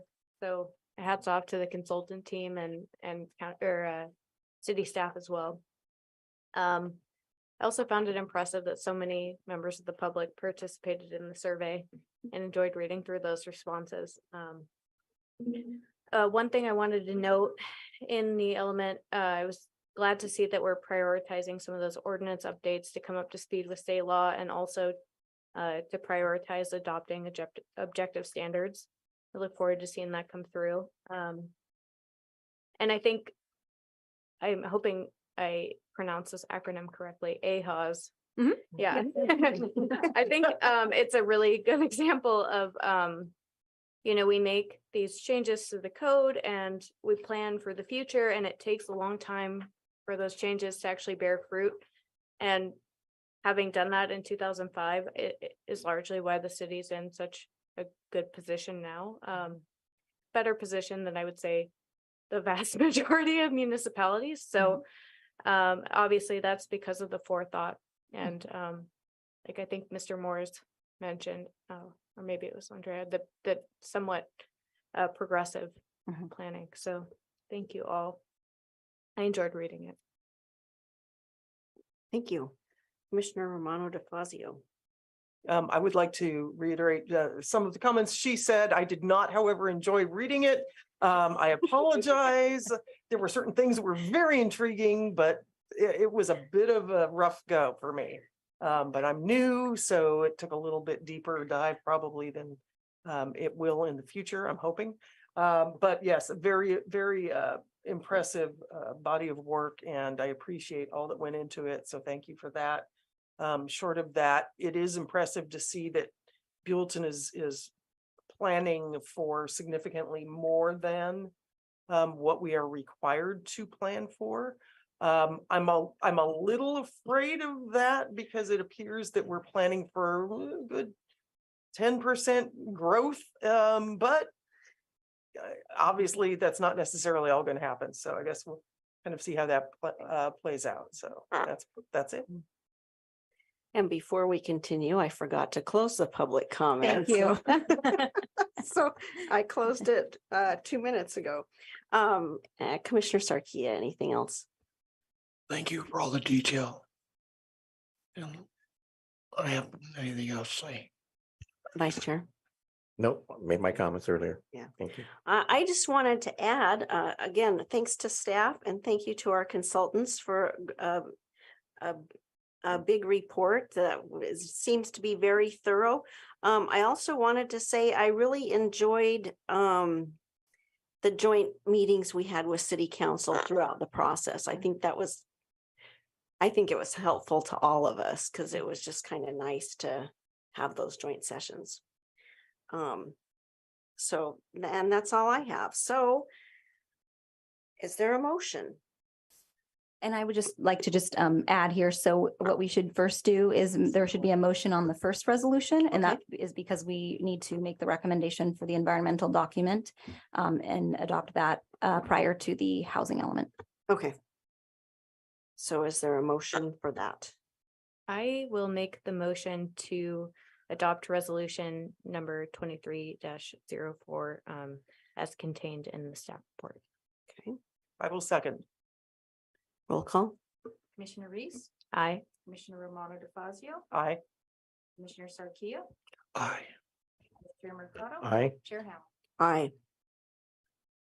Motion passes 5-0. Next, resolution number 23-05. Is there a motion? I'll make the motion to accept resolution number 23- as stated. I will second it. Roll call. Vice Chair Mercado, Aye. Chair Hamel, Aye. Commissioner Reese, Aye. Commissioner Romano DeFazio, Aye. Commissioner Sarkia. I do. Second motion passes 5-0. Thank you. And again, thank you for all your work, consultants and staff. Okay, we're almost there. Other business? I don't think there None is tonight. any. Written communications, none. Planning Commissioner comments, any comments? General PSAs, you're starving over here? Nothing, Nothing. nothing. None for I'm me. just gonna add three very quick bullet points. Yesterday, the city of Buellton hosted their annual State of the City address. It was brunch at Vega Vineyards. I think it was a huge success, very well attended. And just to kind of add a little bit of comment, Sabina kind of briefly mentioned that, but it was announced in the mayor's presentation that the bowling alley has sold. It is under contract, escrow not closed yet, but we hope the new owner will carry the torch and get us our bowling alley. Second thing, this in 2 weekends, or I guess 1.5 weekends, is the Peddlers Fair down at Riverview Park, April 29th, 10 to 2. It's a sold out event for the peddlers. So if you need any crafts, arts, that kind of stuff, and it's a fun event. So that's coming up. And then of course, if we don't have a May 4th meeting, May 6th is our annual local Brew Fest, which is an awesome event hosted by the Chamber and Visitors Bureau. That's all I have. So planning director. I think I don't have anything for you tonight. I think we covered a wide range of projects tonight. So I don't have anything for you tonight. Okay. I think yeah, that'll do it for me. We had a full plate. Okay, we will adjourn at 9:10 p.m.